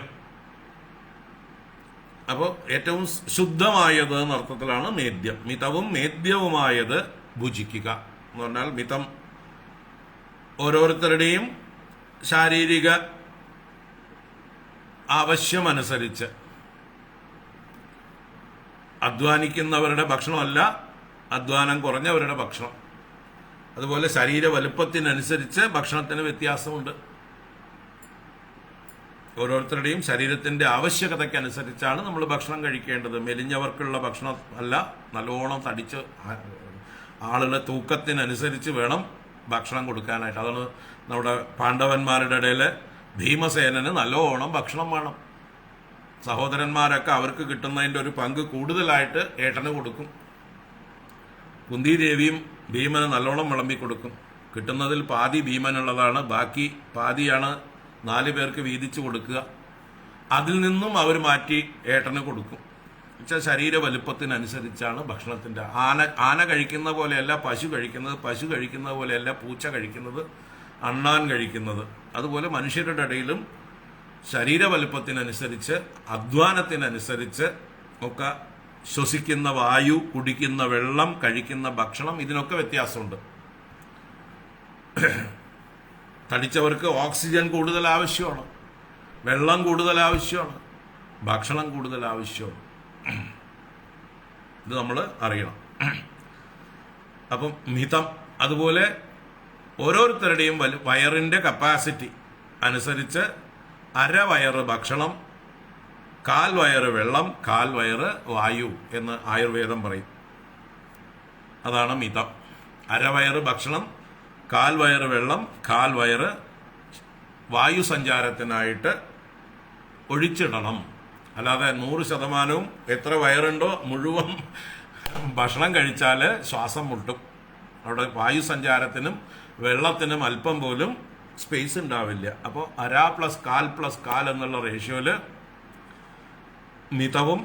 അതുപോലെ മേദ്യം എന്ന് പറഞ്ഞാൽ സാത്വികമായത്, ശുദ്ധമായത്, നമ്മുടെ മനസ്സിനും ബുദ്ധിക്കും ശരീരത്തിനും ആരോഗ്യം നൽകുന്നത്, നല്ല ചിന്തകൾ ഉണ്ടാക്കുന്നത്. അല്ലെ, സിംഹത്തെ പോലെയും പുലിയെ പോലെയൊക്കെ നമ്മൾ ഭക്ഷണം കഴിച്ചാൽ സ്വഭാവം അതുപോലെ ഇരിക്കും. പട്ടിയെ പോലെയും പൂച്ചയെ പോലെയൊക്കെ കഴിച്ചാൽ അതുപോലെ ഇരിക്കും. പശുക്കളെ പോലെ സാത്വികമായിട്ടുള്ള അത് കഴിച്ചാൽ പശുക്കളെ പോലെ ഇരിക്കും സ്വഭാവം. അപ്പോൾ മനുഷ്യന്റെ സ്വഭാവം എങ്ങനെ ഇരിക്കണോ അതിനനുസരിച്ചിട്ടുള്ള ഭക്ഷണം. സാത്വികം, രാജസം, താമസം എന്ന് സ്വഭാവത്തിനനുസരിച്ച്. ഇവിടെ മേദ്യം എന്ന് പറഞ്ഞതിലൂടെ ശുദ്ധം എന്ന് ഇവിടെ നമുക്ക് വേണ്ടിയിട്ട്, സാധകന്മാർക്ക് വേണ്ടിയിട്ടുള്ള ഉപദേശമാണ് പരിശുദ്ധമായിട്ടുള്ള ഭക്ഷണം. ശശ്വത് വിവിക്ത ക്ഷേമ സേവനം. ശശ്വത് എല്ലായ്പ്പോഴും, വിവിക്ത ക്ഷേമ സേവനം. വിവിക്തം എന്ന് പറഞ്ഞാൽ ഏകാന്തം എന്നർത്ഥമാണ്, ആളുകളുടെ വിജനമായിരിക്കുന്നതായിട്ടുള്ള സ്ഥലം. ക്ഷേമമായിട്ടുള്ള സ്ഥാനം എന്ന് പറഞ്ഞാൽ കൊതുകടിയും ഈച്ചകടിയും പാമ്പിൻ്റെ ശല്യവും വ്യാഘ്ര സിംഹാദികളുടെ ശല്യവും ഒന്നും ഇല്ലാത്തതായിട്ടുള്ള സുരക്ഷിതമായിട്ടുള്ള സ്ഥാനം സേവിക്കുക. ക്ഷേമമുള്ള വിവിക്തമായിട്ടുള്ള സ്ഥാനം എന്ന് വെച്ചാൽ നമുക്ക് സ്വസ്ഥമായിരുന്ന് ധ്യാനിക്കാനും മറ്റുമൊക്കെ പറ്റണം. മറ്റു ഉപദ്രവങ്ങളൊന്നും ഉണ്ടാവാൻ പാടില്ല. അതുപോലെ വെയിലും മഴയും ഒക്കെ നേരിട്ട് കൊള്ളുന്ന സ്ഥലമൊക്കെ ആണെങ്കിൽ അതിൻ്റെ ശല്യമൊക്കെ ഉണ്ടാവും. കാറ്റ്, മഞ്ഞ്, അതൊക്കെ ഒഴിവാക്കിക്കൊണ്ട് എവിടെ ഇരുന്നാൽ സുഖമായിട്ട് നമുക്ക് ധ്യാനം നടക്കും. അതിനാണ് ഇവിടെ ഏകാന്തതയും ക്ഷേമം എന്നുള്ളത് സ്വസ്ഥതയെ സൂചിപ്പിക്കുന്നതാണ്. അങ്ങനെയുള്ളതായിട്ടുള്ള സ്ഥലത്തെ, ജനബാധയില്ലാത്തതായിട്ടുള്ള സ്ഥാനത്തെ സേവിക്കുക. ഇത് സാമാന്യമായിട്ട് പറഞ്ഞു. സ്വധർമാചരണം ശക്ത്യാ വിധർമാച്ച നിവർത്തനം ദൈവാലബ്ധേന സന്തോഷഃ ആത്മവിച്ചരണാർച്ചനം ഗ്രാമ്യധർമ്മ നിവൃത്തിശ്ച മോക്ഷധർമ്മരതിസ്തദാ മിതമേധ്യാദനം ശശ്വത് വിവിക്തക്ഷേമസേവനം. ഇനി യമനിയമങ്ങളെ പറയുന്നതാ. അഹിംസ സത്യം അസ്തേയം യാവദർത്ഥ പരിഗ്രഹഃ ബ്രഹ്മചര്യം. ഈ 5 യമമാണ്. പിന്നെ തപശൗചം സ്വാധ്യായ പുരുഷാർച്ചനം. അതിൻ്റെ കൂട്ടത്തില് സന്തോഷം എന്നുള്ളതും കൂടി കൂട്ടാം. പക്ഷെ അത് മോള് പറഞ്ഞതുകൊണ്ട് അവിടെ കുറച്ചു. 5 ചേർന്നാൽ നിയമമായി. തപശൗചം സ്വാധ്യായ പുരുഷാർച്ചനം, ഇത് നിയമം. അപ്പൊ ഏതൊക്കെയാണ് യമം? അഹിംസ, സത്യം, അസ്തേയം, യാവദർത്ഥ പരിഗ്രഹഃ, ബ്രഹ്മചര്യം. ഇത് 5 യമത്തിലെ അംഗങ്ങളാണ്. അഷ്ടാംഗത്തിൽ ആദ്യത്തെ അംഗമാണ് യമം. അതിൻ്റെ ഉള്ളിൽ ഉപാംഗങ്ങളായിട്ട് 5 ഉണ്ട്. അഹിംസ, സത്യം, അസ്തേയം, അപരിഗ്രഹം എന്ന് പറയും. അതിനെവിടെ യാവദർത്ഥ പരിഗ്രഹം എന്ന് ശ്ലോകരൂപത്തിൽ പറഞ്ഞു. ബ്രഹ്മചര്യം. അപ്പോൾ യമം എന്ന് പറഞ്ഞാൽ എന്താണ്? ഉപരമമാണ്. അരുതാത്തതിൽ നിന്ന് പിൻവലിയലാണ്. No, don't do. അതാണ് യമം. അപ്പൊ എന്തൊക്കെയാണ് ഇവിടെ? അഹിംസ എന്ന് പറഞ്ഞാൽ എന്താ പറയുക, hurt. Do not hurt anybody. അതാണ് അഹിംസ. അവിടെ നോ എന്നുണ്ട്, നിഷേധമുണ്ട്. ഹിംസയുടെ വിരുദ്ധം അഹിംസ. അപ്പൊ എങ്ങനെയൊക്കെ ഹിംസിക്കാം? വാക്കുകൊണ്ടും ചിന്ത കൊണ്ടും കായികമായിട്ടും നമുക്ക് ആളുകളെ ഹിംസിക്കാം. കായികമായത് മാത്രമല്ല ഹിംസ, വാക്കുകൊണ്ടുള്ള ഹിംസയാണെന്ന് കൂടിക്കൂടി വരുന്നത്. അതുപോലെ നമ്മുടെ ചിന്ത കൊണ്ടും നമുക്ക് ആളുകളെ ഹിംസിക്കാം. നമ്മുടെ ഉള്ളിലെ ഒരാളെ വേദനിപ്പിക്കണം, ഒരാളെ നശിപ്പിക്കണം എന്നുള്ള ചിന്ത ഉണ്ടായാൽ തന്നെ അത് അയാളോട് പറയേണ്ട ആവശ്യമൊന്നുമില്ല. അത് പിന്നീട് പറയുന്നതും പ്രവർത്തിക്കുന്നതുമായി മാറും. ആദ്യം നമ്മുടെ ഉള്ളിലെ സങ്കല്പ രൂപത്തിലാണ് വരുന്നത് ഹിംസ. അതുകൊണ്ടാണ് മനസ്സുകൊണ്ട് പോലും നമ്മൾ ആരെയും ഹിംസിക്കരുത് എന്ന് പറയുന്നത്. മനസ്സുകൊണ്ട് ഹിംസിക്കണം എന്ന് തീരുമാനിച്ചാൽ, അല്ലെങ്കിൽ ചിന്തിച്ചാൽ, ആഗ്രഹിച്ചാൽ, പിന്നീട് അത് വാക്കിലൂടെയും പിന്നീട് പ്രവൃത്തിയിലൂടെയും പുറത്തേക്ക് വരും. മനസ്സ് ഏറ്റവും സൂക്ഷ്മമായിട്ടുള്ളതാണ്. ആ സൂക്ഷ്മത്തിൽ നിന്ന് പിന്നീട് അത് വാക്കിന്റെ രൂപത്തിൽ വൈഖരിയായിട്ട്, സ്ഥൂലമായിട്ടും പിന്നീട് പ്രവൃത്തിയായിട്ട്, കായികമായിട്ട്, അത്യന്ത സ്ഥൂലമായിട്ടും പ്രകടമാകും. അപ്പൊ അതുകൊണ്ട് നമ്മൾ മുളയിലേ നുള്ളണം. അതാണ് ചിന്തയിൽ തന്നെ ഒരാളെ ഹെർട്ട് ചെയ്യണം, ഒരാളെ വേദനിപ്പിക്കണം എന്നുള്ളത് നമ്മൾ ഒഴിവാക്കണം. നമ്മളെ ഉപദ്രവിക്കുന്നവരെ പോലും പ്രതികാരം ചെയ്യണം എന്നുള്ള ചിന്ത ഒരു ആധ്യാത്മിക സാധകനെ സംബന്ധിച്ച് നിലനിർത്തണം. അല്ലെങ്കിൽ നമ്മുടെ സ്വൈരം പോകും. നമുക്കൊരിക്കലും ധ്യാനിക്കാൻ പറ്റില്ല. പിന്നെ നമ്മൾ ധ്യാനിക്കാനിരുന്നാൽ നമ്മൾ ആരെ വെറുക്കുന്നുവോ അല്ലെങ്കിൽ ആര് നമ്മളെ ഉപദ്രവിക്കുന്നുവോ അവരുടെ മുഖം തെളിഞ്ഞു കാണും ഗുരുവായൂരപ്പന് പകരം.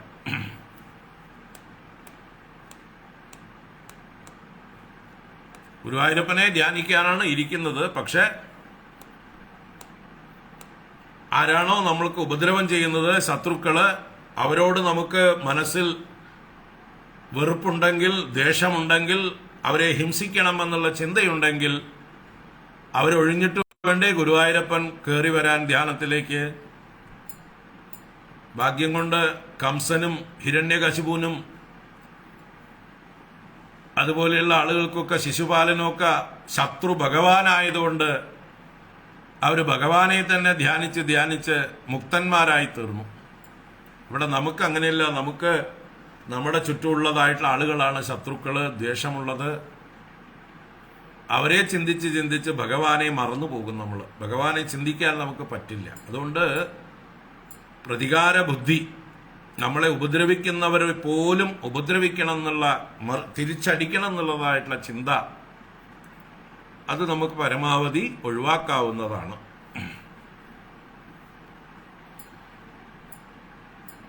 അത് നമ്മൾ വ്യക്തിപരമായിട്ട് ഇന്നത്തെ നമ്മുടെ രാഷ്ട്രീയ സാമൂഹ്യ സാഹചര്യത്തിൽ ആ വിഷയത്തിൽ ചിന്തയിൽ മാറ്റം വേണ്ടിവരും. കാരണം മൊത്തത്തിൽ നമ്മുടെ സുരക്ഷിതത്വത്തെ തന്നെ അടിയോടുകൂടി ഇല്ലാതാക്കുന്നതായിട്ടുള്ള കാര്യങ്ങൾ നമ്മുടെ ചുറ്റും നടന്നുകൊണ്ടിരിക്കുമ്പോൾ നമുക്ക് ധ്യാനിക്കാൻ സാഹചര്യം ഉണ്ടായാലല്ലേ ധ്യാനിക്കാൻ പറ്റുള്ളൂ. അപ്പോൾ ആദ്യം ധ്യാനത്തിന് നമുക്ക് സാഹചര്യം ഉണ്ടാക്കണമെങ്കിൽ ചുറ്റുപാടുള്ള ചില ശക്തികളെ ഉന്മൂലനം ചെയ്താൽ മാത്രമേ ചിലപ്പോൾ നമുക്ക് ധ്യാനിക്കാൻ സാധിച്ചുള്ളൂ എന്ന് വരും. അപ്പോഴേ നമുക്ക് സ്വൈരമായിരുന്ന് ഭയമില്ലാതിരുന്ന് ധ്യാനിക്കാൻ പറ്റുള്ളൂ. അപ്പോൾ ആ വകഭേദം വേണം നമുക്ക്. എന്താ പറയുക, നമ്മളൊരു ഇൻഡിവിജ്വലോട് നമ്മുടെ അസൂയ കൊണ്ടോ മത്സരബുദ്ധി കൊണ്ടോ ഏതെങ്കിലും തരത്തിലുള്ള ചെറിയ നമ്മളെ ഉപദ്രവിച്ചു അല്ലെങ്കിൽ വാക്കുകൊണ്ട് നോവിച്ചു എന്നൊക്കെ പറഞ്ഞതുകൊണ്ട് നമ്മുടെ ബന്ധുക്കളായിട്ടുള്ള ആളുകളോ അയൽവാസികളായിട്ടുള്ള ആളുകളോ നമ്മുടെ തന്നെ സമൂഹത്തിലുള്ള ആളുകളോടോ അല്ല നമ്മൾ ശത്രുത വെച്ച് പുലർത്തേണ്ടത്. നമ്മളെ സാമൂഹികമായിട്ട് ഉന്മൂലനം ചെയ്യാൻ ശ്രമിക്കുന്നതായിട്ടുള്ള ആ ശക്തികളെ തീർച്ചയായിട്ടും നമുക്ക് നിലയ്ക്ക് നിർത്തേണ്ടതുണ്ട്. അവരിൽ നിന്ന് നമുക്ക് ശാശ്വതമായ സുരക്ഷിതത്വം ആവശ്യമുണ്ട്. അതുകൊണ്ട് ആ വക കാര്യങ്ങളിൽ നമ്മൾ അഹിംസയും പറഞ്ഞിരിക്കേണ്ട കാര്യം ഇല്ല. അത് സമൂഹത്തോടൊപ്പം നമ്മളും ചേരാവുന്നതാണ്. നമ്മുടെ സമൂഹത്തിന്റെ സുരക്ഷയ്ക്ക് മറ്റൊരു സമൂഹം ചോദ്യചിഹ്നമായി നിൽക്കുമ്പോൾ നമ്മൾ ഓരോരുത്തരും അഹിംസാവാദവും പറഞ്ഞുകൊണ്ട് മാറി നിന്നാൽ ആരും ഉണ്ടാവില്ല, പിന്നെ ബാക്കിയെന്നേ ഉള്ളൂ. ഈ അഹിംസ പറയാനുള്ളവരാരും ബാക്കി ഉണ്ടാവില്ല. അതുകൊണ്ട് എവിടെ അഹിംസ എന്നുള്ളതിന് നമ്മൾ വരകൾ ഇടേണ്ടതുണ്ട്, ലൈൻസ് വരയ്ക്കണം. ആരോടൊക്കെ അഹിംസ, ഭാര്യയോടും മക്കളോടും ബന്ധുക്കളോടും ഒക്കെ അഹിംസ ആയിക്കോളൂ. പക്ഷേ സനാതനധർമ്മത്തെയും അത് അനുഷ്ഠിക്കുന്ന ആളുകളെയും ഉന്മൂലനം ചെയ്യുന്ന ആ ശത്രുക്കളെ, അത് വലിയ ശത്രുക്കളാണ്, വർഗശത്രുക്കളാണ്. അവരെ ഇല്ലായ്മ ചെയ്താൽ മാത്രമേ നമുക്ക് ധ്യാനിക്കാനും മോക്ഷം കിട്ടാനും ഒക്കെ വഴിയുള്ളൂ. അതുകൊണ്ട് അവരെ കൂട്ടത്തോടു കൂടി തന്നെ നേരിടേണ്ടതുണ്ട്. അതുകൊണ്ട് ആ വക കാര്യത്തിൽ നമ്മൾ അഹിംസാവാദം പറഞ്ഞിരിക്കുന്നത് മൗഢ്യമാണ്.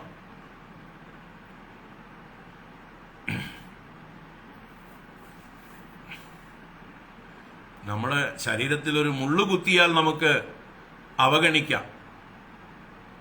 തല തന്നെ എടുക്കാൻ ആരെങ്കിലും വന്നാൽ അവഗണിക്കാൻ പറ്റുമോ? ചിന്തിക്കുക. ഒരു മുള്ളു കുത്തിയതിനെ നമുക്ക് സാരമില്ല എന്ന് പറഞ്ഞ് പ്രതികരിക്കാതിരിക്കാം. അതിന്റെ അർത്ഥം ആരെങ്കിലും നമ്മുടെ തലയെടുക്കാൻ വന്നാൽ തല വെച്ചു കൊടുക്കാനല്ല പറയുന്നത്. അപ്പൊ അഹിംസ എന്നുള്ളതിനെ നമ്മൾ വകതിരിവോടുകൂടി മനസ്സിലാക്കുക. പഴയ കാലമല്ല, ഇപ്പോഴുള്ള കാലത്ത്. പണ്ടത്തെ കാലത്ത് ഇങ്ങനെയുള്ള വർഗങ്ങളൊന്നും ഉണ്ടായിരുന്നില്ല. ഈ ഒരു സനാതന ധർമ്മത്തെ ഇല്ലായ്മ ചെയ്യുവാനുള്ള ആളുകളൊന്നും അന്നുണ്ടായിരുന്നില്ല, ഇന്നുണ്ട്. അതുകൊണ്ട് തന്നെ നമ്മൾ എവിടെ നിൽക്കണം, എന്ത് ചെയ്യണം എന്നുള്ള ഈ കോമൺ സെൻസ് നമുക്ക് ഉപയോഗിക്കണം. ആത്യന്തികമായി നമ്മുടെ നാശം സംഭവിച്ചുകൂടാ.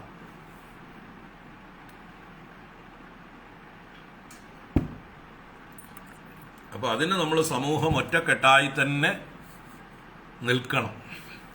നമ്മുടെ സുരക്ഷിതത്വത്തിനായിക്കൊണ്ട് നമുക്ക് ധ്യാനിക്കണം. നമ്മുടെ വീട്ടിലിരുന്ന് നമ്മൾ ഈ പറഞ്ഞ ഭാഗവതമൊക്കെ പഠിക്കണമെങ്കിൽ എന്നെ ബാധിക്കില്ല എന്ന് വിചാരിച്ചിരുന്നാൽ, അല്ലെങ്കിൽ ഞാൻ അഹിംസാവാദിയാണെന്നും പറഞ്ഞിരുന്നാൽ, മിതവാദിയും അഹിംസാവാദിയും ഒക്കെ ആയിരുന്നാൽ അതിൽ ഓരോരുത്തരെ ആയിട്ടേ കശാപ്പ് ചെയ്യുള്ളൂ, വക വരുത്തുള്ളൂ.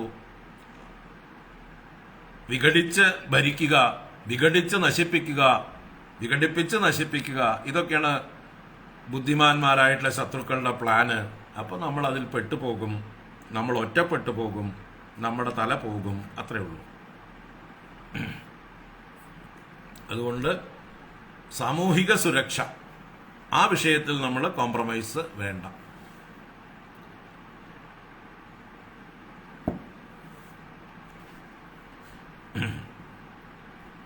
അപ്പോൾ അഹിംസ എന്നുള്ളത് വാക്ക്, ചിന്ത, പ്രവൃത്തി, 3 രീതിയിലും ആളുകളെ നമ്മൾ ഹെർട്ട് ചെയ്തുകൂടാ എന്നാണ്. അങ്ങനെ ഹെർട്ട് ചെയ്യാനുള്ളതായിട്ടുള്ള ചിന്ത വരുമ്പോൾ തന്നെ നമ്മൾ അസ്വസ്ഥരാവുകയാണ്, നമ്മുടെ മനസ്സ് കലുഷിതമാവുകയാണ്, ധ്യാനിക്കാൻ സാധിക്കുകയില്ല. അതുപോലെ ആ ഹിംസ ചിന്ത നമ്മൾ വളർത്തും തോറും നമുക്ക് ഭേദബുദ്ധി വളർന്നു വരും. ഭേദബുദ്ധി ഉള്ളപ്പോൾ എങ്ങനെ അദ്വൈത ഭാവം നമുക്ക് ഉറപ്പിക്കാൻ കഴിയും? ഓരോരുത്തരിലും നമ്മൾ ശത്രുമിത്ര ഭാവങ്ങൾ കൽപ്പിച്ച് വേറെ വേറെയായിട്ട് കാണുകയാണെങ്കിൽ നമുക്ക് അദ്വൈത സാക്ഷാത്കാരത്തിന് തടസ്സമാണത്. അതുകൊണ്ട് മനസ്സുകൊണ്ട് ആരിലും ശത്രുത കാണാതിരിക്കുക, ഹിംസ ചെയ്യാതിരിക്കുക. അഹിംസ ഇത് മറ്റേ യമത്തിലെ ഒരു ഇതാണ്. സത്യം എന്ന് പറഞ്ഞാൽ നുണ പറയാതിരിക്കൽ തന്നെയാണ് സത്യം. എല്ലാ സത്യവും വിളിച്ചു പറയാനായിട്ട് പറഞ്ഞിട്ടില്ല, നുണ പറയാതിരിക്കാം, അതാണ് സത്യവാക്ക്. കണ്ടത് മുഴുവൻ നമ്മൾ എല്ലാവരോടും വിളിച്ചു പറയേണ്ട കാര്യമില്ല, എല്ലാ സത്യങ്ങളും വിളിച്ചു പറയേണ്ട കാര്യമില്ല. പറയുന്നത് ആ അത്യാവശ്യമായിട്ടുള്ള കാര്യങ്ങൾ സത്യം മാത്രം പറയുക, അതാണ് സത്യം. അപ്പോൾ നുണ പറയരുത്, അതാണ് സത്യം. അസ്തേയം എന്ന് പറഞ്ഞാൽ മറ്റുള്ളവരുടെ മുതല് അപഹരിച്ചെടുക്കലാണ് സ്ഥേയം. സ്ഥേയം എന്ന് പറഞ്ഞാൽ കളവാണ്. അപ്പോൾ കളവ് ചെയ്യാതിരിക്കുക, അതാണ് അസ്തേയം. കളവ് ചെയ്യാതിരിക്കുക എന്ന് പറഞ്ഞാൽ മറ്റുള്ളവരുടെ മുതല് ഫിസിക്കലി കട്ടെടുക്കൽ മാത്രമല്ല, മനസ്സുകൊണ്ട് ആഗ്രഹിക്കാൻ പോലും പാടില്ല. കാരണം മനസ്സുകൊണ്ട് ആഗ്രഹിച്ചാൽ തക്കം കിട്ടിയാൽ നമ്മൾ കട്ടെടുക്കും. മറ്റൊരാളുടെ മുതല് ഇത് എൻ്റെ കയ്യിൽ ഇരുന്നെങ്കിൽ എന്ന് നമ്മൾ ആഗ്രഹിച്ചാൽ, ആരും കാണാനില്ലെങ്കിൽ പറ്റുമെങ്കിൽ നമ്മൾ അടിച്ചു മാറ്റും. നമ്മുടെ മനസ്സിൽ അത് നമ്മുടെ കയ്യിൽ ഇരിക്കണം എന്നാണ് ചിന്തയും. അപ്പോൾ അവസരം കിട്ടിയാൽ ആരും കാണാനില്ല, അതുകൊണ്ട് ഇത് എനിക്ക് പോരട്ടെ, അത് പ്രവൃത്തിയിൽ വരും. അതുകൊണ്ട് ചിന്തയിൽ തന്നെ മറ്റൊരാളുടെ മുതലിന് വേണ്ടി നമ്മൾ കാംക്ഷിക്കാൻ പാടുള്ളതല്ല എന്ന് നമ്മുടെ പൂർവികർ പറഞ്ഞു തരുന്നു. ഒരാൾ അധ്വാനിച്ചുണ്ടാക്കിയത് അയാളുടെ കയ്യിൽ തന്നെ ഇരിക്കട്ടെ, അയാൾ സമ്മതത്തോടുകൂടി തന്നാൽ നമുക്ക് ആവശ്യമുണ്ടെങ്കിൽ ആവശ്യമായത് മാത്രം നമുക്ക് മേടിക്കാം. നമുക്ക് ആവശ്യമില്ലാത്തത് ഒരാൾ തന്നു എന്ന് വെച്ചിട്ട് വാങ്ങിക്കേണ്ട ആവശ്യമില്ല, അളവിൽ കൂടുതലും മേടിക്കേണ്ട ആവശ്യമില്ല. അപ്പൊ മറ്റൊരാളുടെ മുതലിനെ ആഗ്രഹിക്കാതിരിക്കുക, അത് അപഹരിച്ചെടുക്കാതിരിക്കുക, ഇതാണ് അസ്തേയം കൊണ്ട് ഉദ്ദേശിക്കുന്നത്. സ്ഥേയം ചെയ്യാതിരിക്കുക. യാവതർത്ഥ പരിഗ്രഹ, യാവത് എത്രമാത്രമോ അർത്ഥം പ്രയോജനം അത്രമാത്രം പരിഗ്രഹം. നിങ്ങൾക്ക് പ്രയോജനമുള്ളത് മാത്രം കയ്യിൽ സൂക്ഷിക്കുക. പരിഗ്രഹം എന്ന് പറഞ്ഞാൽ പൊസഷനാണ്. നിങ്ങൾ പൊസസ് ചെയ്യേണ്ടത് നിങ്ങൾക്ക് ആവശ്യമുള്ളത് മാത്രം. നിങ്ങളുടെ കൊക്കിൽ ഒതുങ്ങുന്നത് കൊത്തുക. കൂടുതൽ കൊത്തിയാൽ വിഴുങ്ങാൻ പറ്റില്ല, വിഴുങ്ങിയ അപകടമാവും. ഇനി വിഴുങ്ങാൻ പറ്റാതെ കൊക്കിൽ കൊണ്ടു നടന്നാലോ മറ്റ് പക്ഷികൾ ആക്രമിക്കുന്നത് പോലെ ഒരു കുഞ്ഞു കുരുവിക്ക് ആവശ്യത്തിലും അധികം ഉള്ളതായിട്ടുള്ള ഭക്ഷണം അതിൻ്റെ കൊക്കിൽ കണ്ടാൽ മറ്റ് ശക്തിയുള്ള പക്ഷികൾ അവയെ ആക്രമിക്കും. അതുപോലെ പ്രകൃതിയിൽ മറ്റുള്ളവർക്ക് ആവശ്യമുള്ളതായിട്ടുള്ള ധനവും സാമഗ്രികളും ഒക്കെ നമ്മൾ സൂക്ഷിച്ചു വെച്ചാൽ അവർക്ക് നമ്മുടെ നേരെ കണ്ണുണ്ടാവും. അവരെ കക്കാനും അല്ലെങ്കിൽ നമ്മളെ ഹിംസിക്കാനും അപഹരിച്ചെടുക്കാനും ഒക്കെയുള്ള പ്രേരണ ഉണ്ടാക്കും, അസൂയ ജനിപ്പിക്കും, മത്സരബുദ്ധി ജനിപ്പിക്കും. മാത്രമല്ല നമുക്ക് ഇതിനെക്കുറിച്ച് ഓർത്ത് നമ്മുടെ സ്വൈരം പോകും. ഇതിന് കാവലിരിക്കലാണ് ജീവിതം തന്നെ. അതാണ് ആചാര്യ ഭഗവത്പാദര് വ്യക്തമാക്കി പറഞ്ഞത്. അർത്ഥം അനർത്ഥം ഇതി ഭാവയ നിത്യം. അർത്ഥം പ്രയോജനമുള്ളതിനെയാണ് അർത്ഥം എന്ന് പറയുന്നത്. നമുക്ക് തൽക്കാലം പ്രയോജനമില്ലാത്തതൊക്കെ അനർത്ഥ കാരണമാകും, ആപത്തിന് കാരണമാകും, ജീവൻ പോലും നഷ്ടപ്പെട്ടു പോകും. അർത്ഥമനർത്ഥം ഭാവയ നിത്യം നാസ്തി തദസുഖലേശ സത്യം പുത്രാദപി ധനഭാജാം ഭീതി സർവത്രൈഷാ വിഹിതാരീതി. സർവത്ര ഏഷാ രീതി വിഹിത. എല്ലാ കാലത്തും എല്ലാ ഭൂമിയിലും ഇതാണ് രീതി, ഇതാണ് ലോക സ്വഭാവം. ധനം എവിടെയുണ്ടോ അവർക്ക് ശത്രുക്കൾ ധാരാളം ഉണ്ടാകും, സ്വന്തം മക്കളടക്കം. പുത്രാദപി ധനഭാജാം ഭീതി. ധനികന്മാർക്ക് ഏറ്റവും വലിയ ശത്രുക്കൾ സ്വന്തക്കാരാ, നാട്ടുകാരൊന്നുമല്ല, അന്യരാരുമല്ല, പാകിസ്ഥാൻകാരല്ല നമ്മുടെ ശത്രുക്കൾ, തമിഴ്നാട്ടുകാരും അല്ല നമ്മുടെ ശത്രുക്കൾ, നമ്മുടെ ജില്ലയ്ക്ക് പുറത്തുമല്ല നമ്മുടെ ശത്രുക്കൾ, നമ്മളെ അറിയാത്തവരാരും നമ്മുടെ ശത്രുക്കളല്ല. പിന്നെ ആരാ നമ്മുടെ ശത്രുക്കള്? നമ്മളെ ആശ്രയിച്ചിരിക്കുന്നവരാണ് നമ്മുടെ ഏറ്റവും വലിയ ശത്രുക്കൾ. ആശ്രിതന്മാരാണ് ഏറ്റവും വലിയ ശത്രുക്കളായി മാറുക. കാരണം നമ്മുടെ കയ്യിലുള്ളതൊക്കെ എങ്ങനെയെങ്കിലും അവരുടെ കയ്യിലാക്കി ആധിപത്യം അവർക്കാവണം. ഇതാണ് അവരുടെ ചിന്ത. അതാണ് പുത്രാദപി ധനഭാജാം ഭീതി. പുത്രന്മാർക്കടക്കം, അല്ല, ധനികന്മാർക്ക് പുത്രന്മാരിൽ നിന്നടക്കം ഭയമുണ്ടാകുന്നു. ഏറ്റവും അധികം ഭയം. രാത്രി ഉറക്കം നഷ്ടപ്പെടും. അലമാരയും പെട്ടിയൊക്കെ നല്ലോണം പൂട്ടി, താക്കോലൊക്കെ തലേൻ്റെ അടിയിൽ വെച്ച് വാതിലൊക്കെ ഭദ്രമായിട്ട് പൂട്ടിയിട്ട് വേണം ഉറങ്ങാൻ.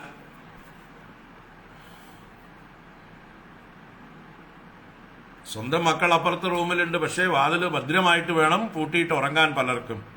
കാരണം രാത്രി ഉറക്കത്തിൽ എന്തെങ്കിലും തന്നെ ഉപദ്രവിച്ചിട്ടോ അല്ലെങ്കിൽ വല്ല ക്ലോറോഫോം മണപ്പിച്ചിട്ടോ താക്കോലെടുത്ത് മുതലെടുത്തുകൊണ്ട് പോയാൽ എന്തു ചെയ്യും?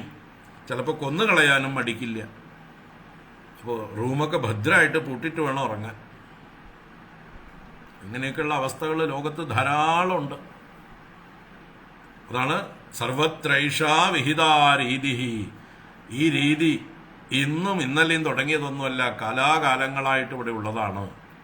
അതുകൊണ്ട് നമുക്ക് ആവശ്യമില്ലാത്തതൊന്നും നമ്മൾ കെട്ടിപ്പിടിച്ചിരിക്കുന്നത് അതൊരു എന്താ പറയുക, അഭികാമ്യമായിട്ടുള്ള കാര്യമല്ല,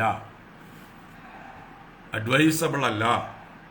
അത് മാത്രമല്ല, സന്യാസിമാരാവാൻ അല്ലെങ്കിൽ നിവൃത്തിനിരതന്മാരാവാൻ, ആധ്യാത്മികമായിട്ട് ഉയരാൻ താല്പര്യമുള്ളതായിട്ടുള്ള ആളുകൾ പ്രത്യേകിച്ച് യാവതർത്ഥ പരിഗ്രഹ, ആവശ്യമില്ലാത്തതിനെ കെട്ടിപ്പിടിച്ച് ഇരിക്കാതിരിക്കുക. ബ്രഹ്മചര്യം എന്ന് പറഞ്ഞാൽ അനാവശ്യമായിട്ടുള്ള വിഷയ ചിന്തകളെ പ്രോത്സാഹിപ്പിക്കാതിരിക്കുക. അങ്ങനെയുള്ള ബന്ധങ്ങൾ, സ്ത്രീ വിഷയങ്ങളിലുള്ളതായിട്ടുള്ള, സ്ത്രീ സുഖത്തിലുള്ളതായിട്ടുള്ള താല്പര്യം ഇല്ലാതിരിക്കുക. അതുപോലെ സ്ത്രീകൾക്ക് പുരുഷന്മാരോടുള്ളതായിട്ടുള്ള ആ ഒരു എല്ലാ തരത്തിലുള്ളതായിട്ടുള്ള മൈഥുന പ്രവൃത്തികളിൽ നിന്നും പിന്തിരിഞ്ഞിരിക്കുക. അതാണ് ബ്രഹ്മചര്യം കൊണ്ട് ഉദ്ദേശിക്കുന്നത്. ബ്രഹ്മണി ചരിതം, ഈശ്വര ചിന്ത നിലനിർത്താൻ തടസ്സമായിരിക്കുന്ന മറ്റ് ചിന്തകളെ ഉപേക്ഷിക്കുക, ബ്രഹ്മചര്യം. അപ്പോൾ ഇത് 5 കാര്യങ്ങൾ യമം എന്നുള്ളതിൽ വരുന്നതാണ്.